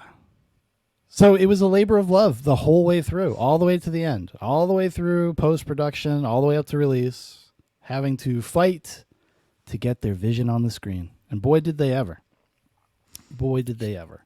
And that's why I think that even, I say, because I was thinking about it today, I was like, oh man, they're going to make this Furiosa movie and they're never going to make another Mad Max movie. And I'm like, but what if they made another Mad Max movie and it was just kind of okay? That's exactly. Maybe we would rather have them make Furiosa and shoot their load on that. I mean, we're going to get another Mad Max, whether or not it's in George Miller's lifetime. I don't know. But we will get one. I didn't even think about that, dude. Because Warner Brothers owns this property. They're not going to be like, oh, we're not going to use like a famous franchise. Of course they are. Like, that's... Yeah. And it's going to be like kind of dumb and... It's going to be fucking Kathleen Kennedy Star Wars, dude. Well, I mean, George Miller's already doing that himself a little bit, but it'll only be worse. Yeah. We'll look back on Furiosa like, man, that was the last good one. Yeah, those were the good old days. Yeah. Fuck me. That is so depressing. I didn't even think about that. I was literally thinking, like, I guess I had that sort of naivete that Immortan Joe had. Like, they wouldn't, I mean, Mad Max will die with George Miller. Holy shit, no, it's not. They're gonna fucking flog that thing. Ugh. I think if Furiosa does well, there's a possibility that he gets one more in. I think there's a slim chance. Yeah. He seems very because he's a very they should say, Tom, thanks for your performance. We're going with old man Mad Max. We're getting that's what I want. I want bring Gibson back. Yeah. Do the final Mad Max Bruce story. Willis. Just Bruce Willis. Yeah, he'd be good. He'll have, like mute. Well, he's actually going to be the Feral Boy. Oh, right. In the future, yeah. We're gonna do that. Well, if Bruce Willis played him, he'd have to play the Tom Hardy version. You know, he'd have to be kind of doing that. Things even more. Confuse the continuity even more. That's so. Well, sad. That's what's I kind of like the open-endedness of the idea that like Max is kind of like a story that Wastelanders tell to each other. Maybe he's not even one guy. Maybe he's like a archetype that people tell each other in the wasteland around campfires or whatever. Yeah, yeah. And I would have been if it was like revealed, if it was confirmed that it actually was a different person. I wouldn't be bothered by that. I wouldn't either. I like shit like that. Why not? Who the fuck cares, man? It's fiction, dude. Well, because it just adds to the grand myth of it, like that it's part of this grand tradition of telling this story about this kind of person, this kind of nameless hero. And that part when they're talking about the satellites and they're like, back in the day, everybody had their own show. They're talking about Zoobox, Flea Pit, and the NECA King. They're talking about that. All day. We've all got our own shows. We're like, listen, guys, we're power brokers. We're power brokers. I wasn't joking about the Jack Kirby thing. They made a fucking Jack Kirby NECA toy, Sean. And it I know. I thought, if you were into comic books, you'd think that was cool. Yeah, I know. It's just I recognize how pathetic what I'm doing is when I look at collectibles that I'm not into, and I'm like, oh, my collectibles look like that to other people. Yeah, you're very judgy, but like, look at these fucking losers, and then like behind you, you're like, oh, Speedy Bow Staff. Be like, it's fucking different, dude. It's different. Listen, you don't get it. Not different. You just don't get it. I think it speaks to the little boy mentality with the villains and all the warrior boys and everything, because in a different world, Furiosa what she ended up doing was just stealing all of Imogen Joe's NECA. Yeah, pretty much. Yeah. Yeah, she's got his shelf. Where is she taking them? Yeah. All of his alternative hands and heads are gone. Like his accessories have been fucked with. He's like, where did she go? Dude, that would be an amazing sketch. If you did that and you're like and downstairs and you're and realizing things are amiss. Man, I've been taking Theo down in the studio and letting him actually play with my NECA figure. Holy shit! The most nerve-wracking experience that I've ever had in my life is letting my 4-year-old play with all those fucking toys. It's like, have fun, buddy. Yeah. That's the ones they start throwing against the wall for no reason. You're like, what happened? What just happened? And the thing is, he's like learning. He's trying to be gentle with the things, but he's a 4-year-old boy, so it's like he naturally just destroys shit by having. Yes. Sorry, Papa, I broke your new space Donatello. God damn it. Anyway, but yeah, back to the 4-year-old boy.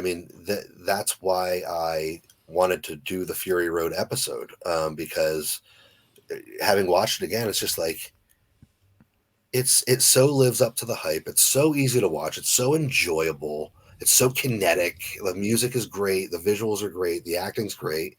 It's like a Terminator 2. It's a movie you can just throw on. That's a great parallel, actually. Yeah, it has that kind of just like rewatchability and vibe to it.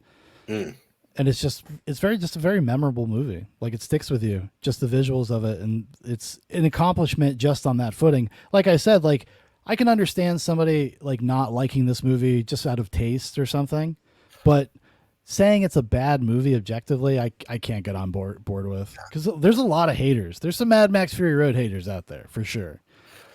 Like Jesse Lee Peterson says, people love their own hell. They love living in their own hell. It's like, just enjoy shit. That's what, like, when I was a musician, I used to be so fucking condescending and cocky about like my music taste. What? Fuck, What? just enjoy shit. Yeah, that's something you learn when you like start getting in your 30s. You're like, okay, I'm not too cool for things anymore. Yeah. So now I can kind of Yeah. lighten the fuck up. Or when I got over spoilers, it's like, I don't fucking care, dude. Like, just Actually, yeah. like, in fact, sometimes I like hearing the spoilers because then it makes me more excited to see the thing actually happen. I'm like, what happens? Yeah. You know? Yeah, exactly. Yeah. Like I posted, I've got a buddy from New Jersey. We were friends growing up, and he's like, I love him to death, but he's grown into like a prototypical man child. Like, he didn't buy a bunch of toys because he had a kid and it inspired his inner child. He just has a bunch. He's like got a baby Yoda that he posts pictures with, and he's like, why doesn't any girl like me? And what was it? Was it Spider-Man No Way Home? I think I posted something about Spider-Man No Way Home and all the Spider-Men being in there or something. And he sent me a message like, dude, some people haven't seen it. Like, why would you ruin it for other people? I'm like, we are 38 years old. Stop. And also, they're literally marketed the movie with this because that's how they got people to go to the theater. Right. What are you talking it might about? have not been No Way Home. It was. I did a spoiler for some movie, and he messaged me like, Adam, like, why would you spoil that? It's like, I haven't talked to you in 10 years, dude. yeah, like seriously, like we haven't talked since we were kids, and this is what you're fucking contacting me about. Yeah. Actually, my wife had a very similar thing that happened. She's like, I haven't talked to this girl in like 20 years. And the first thing she says to me was like criticizing me for like a meme I posted. I was like, what did you do? She's like, I blocked her. Like, we're learning. We're learning. Yep. We're good. Yep. But seriously, like the older I get, the less I fucking care about. Like I just want to see the movie. I just want to hear the song. I just want to look at the painting. I don't fucking care about everything else that's attached to it. And it has allowed me so much more joy in my life to just. Oh, 100%. Yeah, just. What? Yeah. Oh, go ahead. No, go ahead, man. I was gonna say, like, Shaun and I have talked about this plenty of times on like past shows, but I've definitely even gone like softer when it comes to like a lot of stuff. When it comes to like really good music in a film or seeing a family dynamic work together, like I definitely just stuff I'm just responding to in a much more sentimental manner than maybe a movie like that wouldn't even like allow for, but does have that effect on me anyway. So yeah, you don't care about it being corny. Yeah. Like there's this weird thing I think that young guys do where there's like self-imposed bullshit. Mm-hmm. Like, no, this is who I am. This is what I'm into. These definitive statements about your personality. Authenticity in my art. Shut the fuck up, okay? Oh, dude, I got in a fist fight with somebody over something like stupid like that at a show that I was playing at. It was very awkward after because I was totally in the wrong. Did somebody install tune yards or something? Like, fuck you. I don't listen to tune yards. I can't even remember what it was. I don't even remember. I just like remember being like so infuriated, and it was like I thought somebody was acting like a poser to me, and it immediately just set me off. They were wearing a shirt of a band, and you walk up and were like, "Name 5 fucking songs that weren't a hit." And you couldn't do it, so you glassed him. I had to, dude. You're gonna wear an Agent Orange shirt. You better fucking know more than the greatest hits, pal.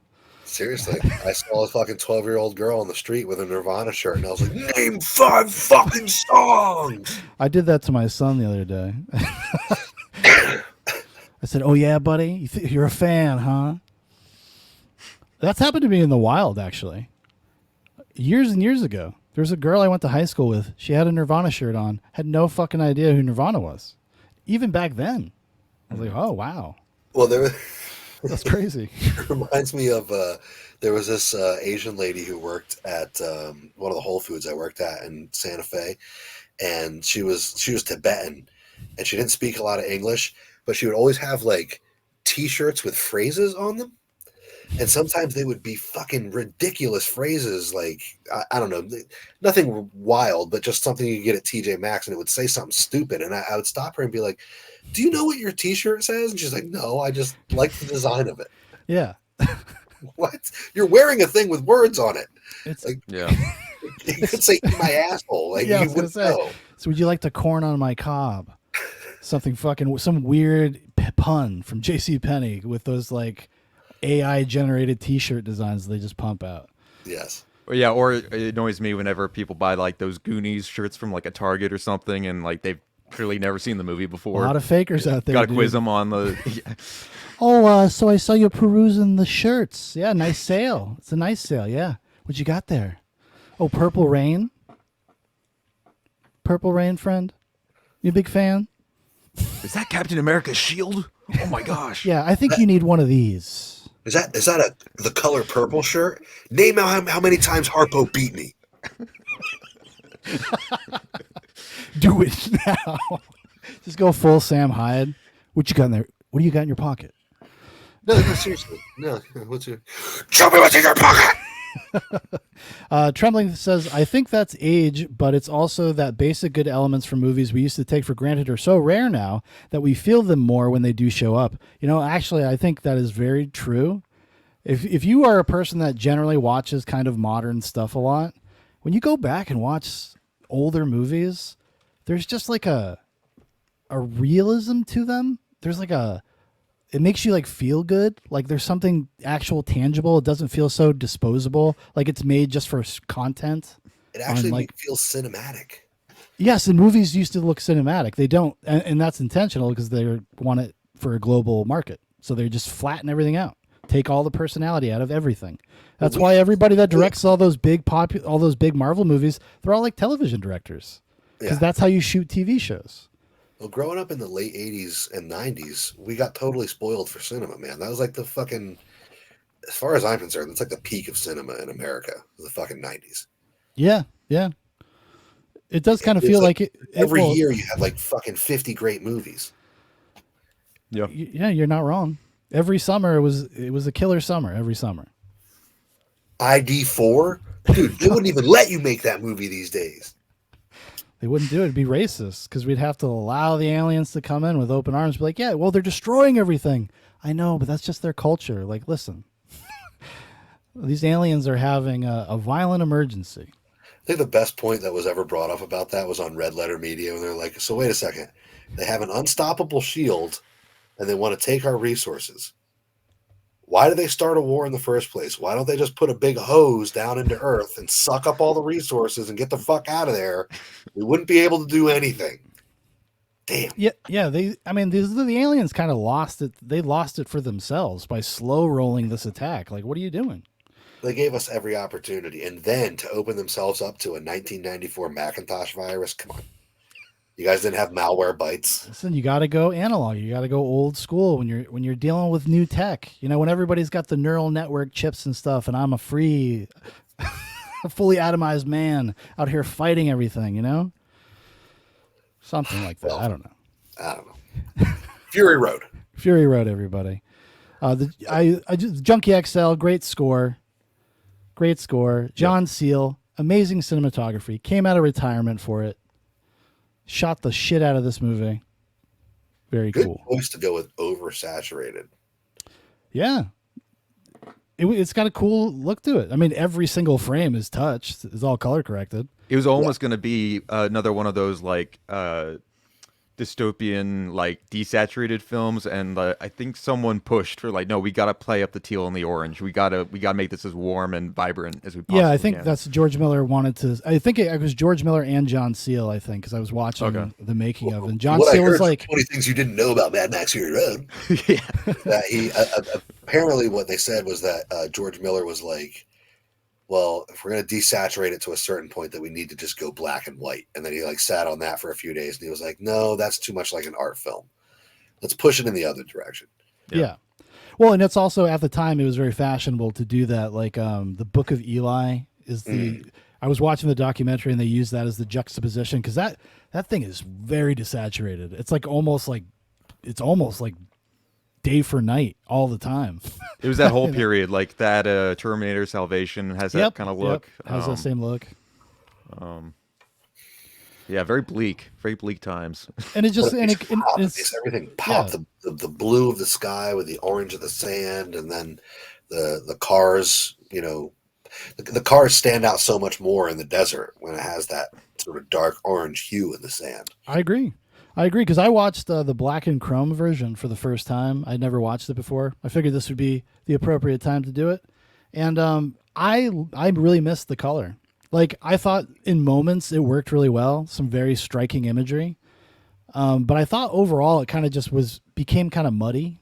The visuals were kind of muddy, and because a lot of it's because during the car chases and stuff, there's sand kicking up everywhere, and when you lose like the fine detail of the color correction that they did, it's hard to like separate things out. Everything kind of gets like lost in a fog almost.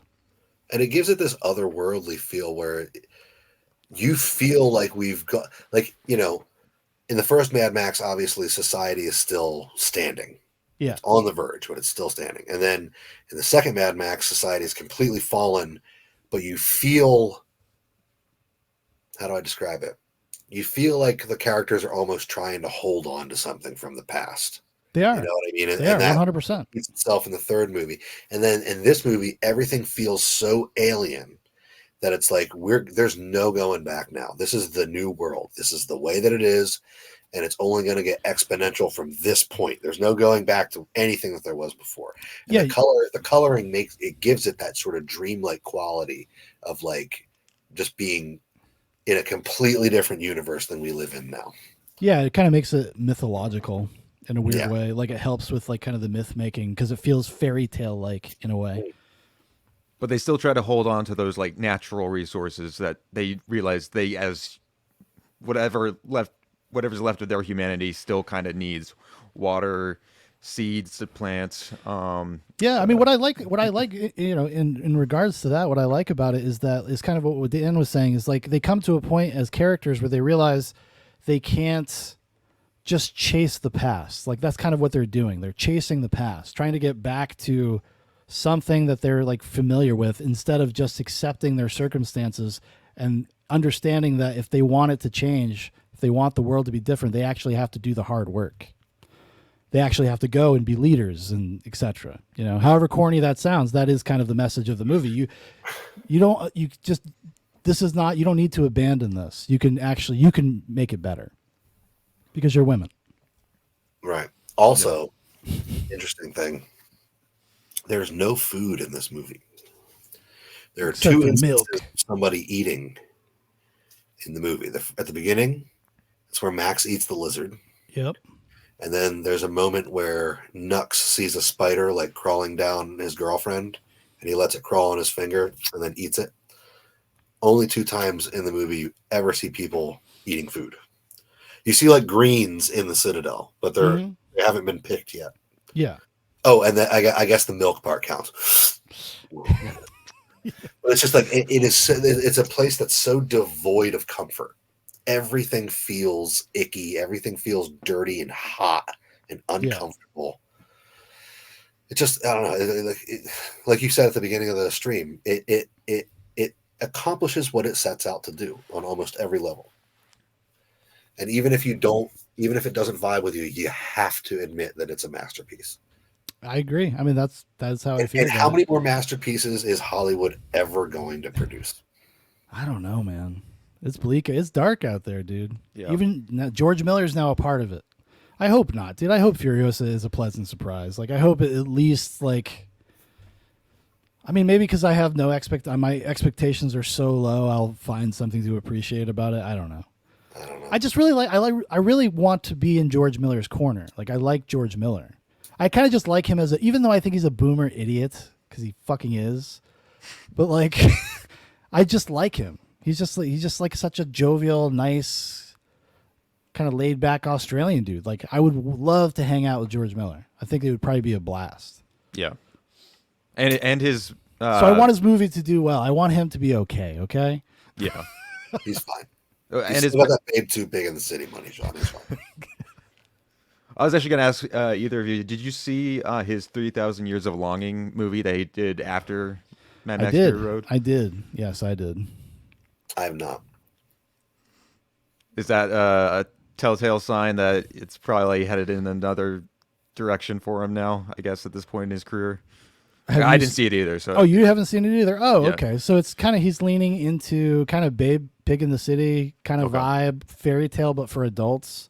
It's about like a genie and like a miserable woman who finds a djinn and has all these wishes and then goes on this kind of grand adventure that spans, across eternity. I like it right as you get to like it's about a miserable woman. Then Dan just yawns and checks out and leaves. It's like, it reminded me a lot of, have you ever seen Tarsem Sings The Fall? That sounds familiar. I feel like You probably have seen it. It's the same guy who directed The Cell. Oh, okay. So he's kind of an interesting visualist, but yeah. Treming says George Miller does a George Lucas and goes back and adds shit like the gyro captain flying around in the background. Yeah, to connect it, you got to bridge these things, Yeah. I do really miss the Australian cast, though. I will say, I kind of miss the Australians. Like, they have such a texture and quality to them, just as human beings, that they're just a little off kilter, and it just adds this extra thing to the world of Mad Max. Like, because it feels so authentically Australian, like especially the first two movies. When you say that Australians have texture to them, do you mean they're tough, leathery skin? Yeah, actually, kind of a little bit. I was thinking that because I was thinking of the guy in The Road Warrior who's like the leader of the good tribe, and he's like, Avocado. yeah, his tanned, leathery skin and his sheer white hair. The guy's awesome. Yeah. I like that guy for some reason. What are you gonna do, Max? You gonna go out there, just be in the wasteland, or whatever he said? I can't remember the line. No, that's what he does. Yeah, he's like, oh, you lost somebody, didn't you, mate? We've all lost somebody. You think you're special? Oh, that's what sets Max off too. Yeah. Yeah, that's why he punches him. Yeah, and he's right though. That guy's right. Okay. Yeah, and like you said, every time Max tries to run from his responsibility, he fucking takes a digger. Yeah, he does. That's kind of what happens to his character. Although, I mean, that doesn't really happen here, though. Well, the whole beginning of the movie is filled with his regrets from that, to the point where, like, when people say, like, oh well, it's saying this isn't Mad Max because he had a baby boy who died, and there's like a 10-year-old girl who's calling him Pa, who he's remembering in this one. And I'm like, no, you don't understand. That girl's from a whole nother off-screen misadventure that Max had. Yes. Yeah. All those people at the beginning that are in his head, like, why weren't you there for us, Max? Those are from off-screen adventures where Max fucking failed and walked away from his responsibility. And that little 10-year-old girl died, and that black Jamaican Rastafari guy, and that other woman with a skull face, they're still in his head, and they're like, why weren't you there for us? Yeah. And that leads to him making the decision to actually helping these wives and brides. I think, actually, honestly, leaving that in a comic book was a mistake. I don't know how they would have worked it out because I think that opening is so perfect. Like, I wouldn't want to touch that. But I feel like if we had that information, it would have helped, and it would have at least enriched his character a little bit, because they're, these aren't really characters. They're kind of just like archetypes. Yeah. And that was confusing to people who need to have a director fucking spoon feed them.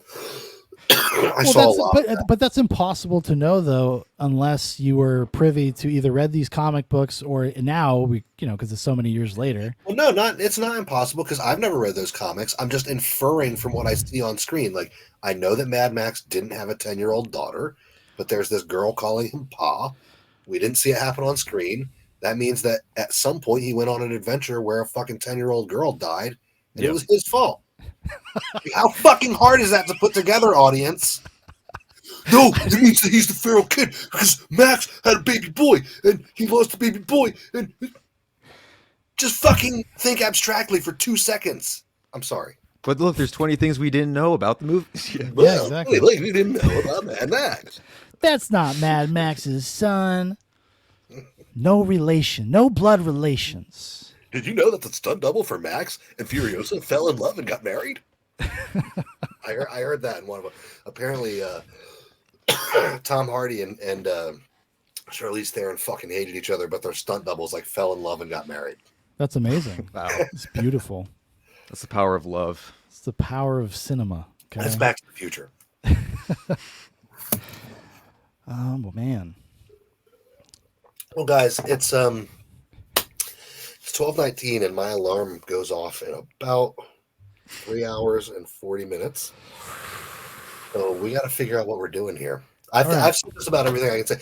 One of the things I was going to say was like, after I said we should do this episode, I was like, ah, shit, do I really want to do that episode? Because like, what hasn't been said about Fury Road?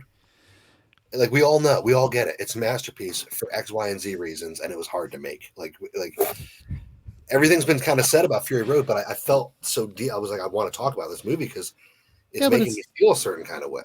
Sure, of course, and that's the best reason to do something. Who cares? Who cares if everybody's talked about it? And honestly, everybody knows this.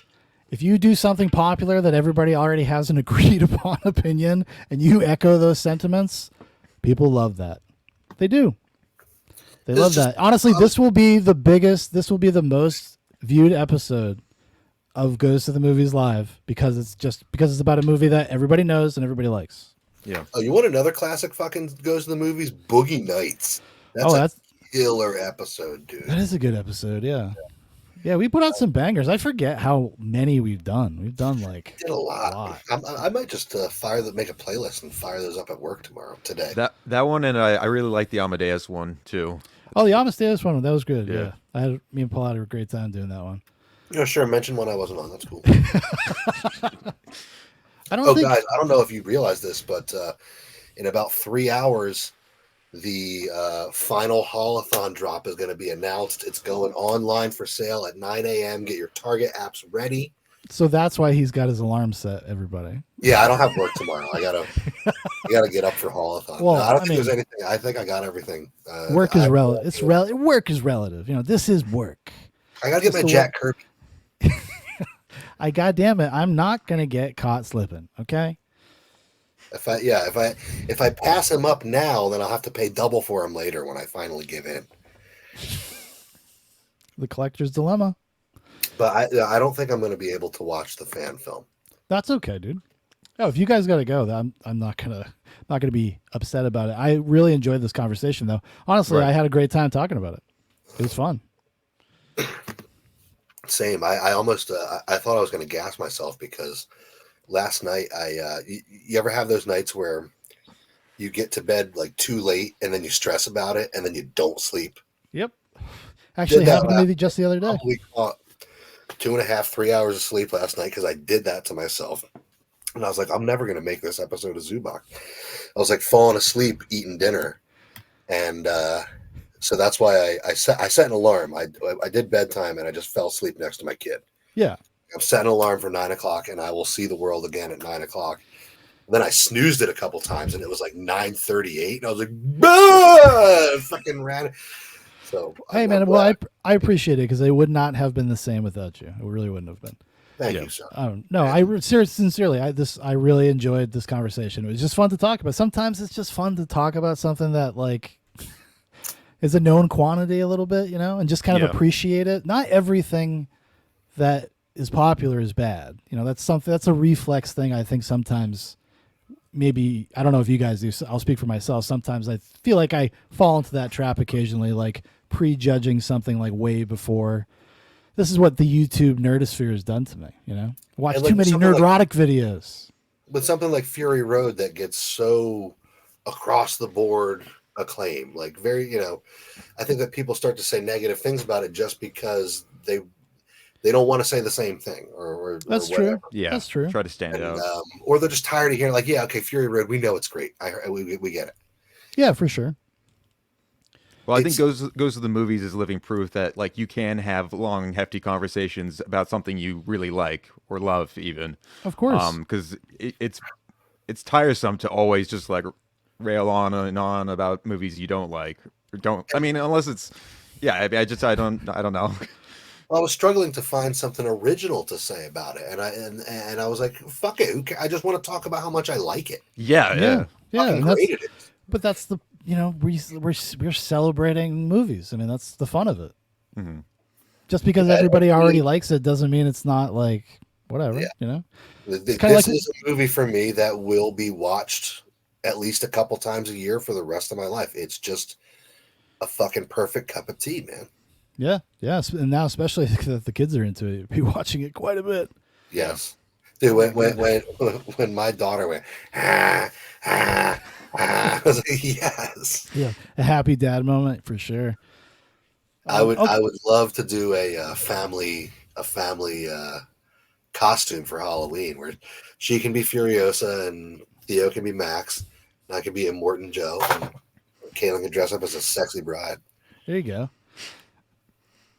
But yeah, listen, guys. Like I said at the end of the latest NECA King video, which, guys, by the way, the NECA King 420 on YouTube and Instagram. Mhm. Sign up. Hit the like, share, subscribe, hit the bell. Hit the bell. Okay. Hey, give As I that said, rumble bump. the latest one, Zoobox and Flea Pit, they made a man out of me. Okay. They made a man out of me. Let's And just you guys play it did out again there. tonight. I like how I follow all your socials for NECA King 420, and even still, you send us a video like in separate text anyway. Well, Dan's got I was a thinking about that today because I was gonna. I thought about that exact thing because that comes from like back when I used to make 1,000 RPM mini podcasts and I would send them around to people. I thought about that because I think one time you commented on a video that I didn't send you, and I thought about today. I was like, you don't actually have to fucking send these links around to everybody. Well, no, you gotta send them. Make sure that you see my toy. You gotta send them to me. I need those because I need the reminder. I will just forget. It's a good reminder actually. I am so bad. I'm turning into such an old man. I will just forget. Well, you know what? You guys are on the subscription list, and Trembling Colors is on there too. And I get my 3 thumbs up on every NECA King video, and I know it was worth it. But it is turning into a Zoobox thing, dude, where like the first couple NECA King videos are just me talking in front of a box of toys. And now I'm like editing shit. I'm like thinking of a thing that I need to edit in. So I got to chase that clip down and like fucking clip it. It's fun. It fun. Is. Like doing like those like little videos and stuff. Even when I do like little like CBD reviews and stuff like that, I just have fun, like just kind of fucking around and using effects, and it's just fun. I don't know. Yeah, no, I'm having a great time doing it, and unfortunately, what I said in the new video is true. The choo-choo train of toys is fucking slowing down real quick, but I think there's still a lot of milk in the tank for NECA videos. But thank you guys for the conversation tonight, and I will catch the rest of the episode in a few hours when I wake up. All right, brother. Thank you so much, buddy. I'll see you later. Goodbye.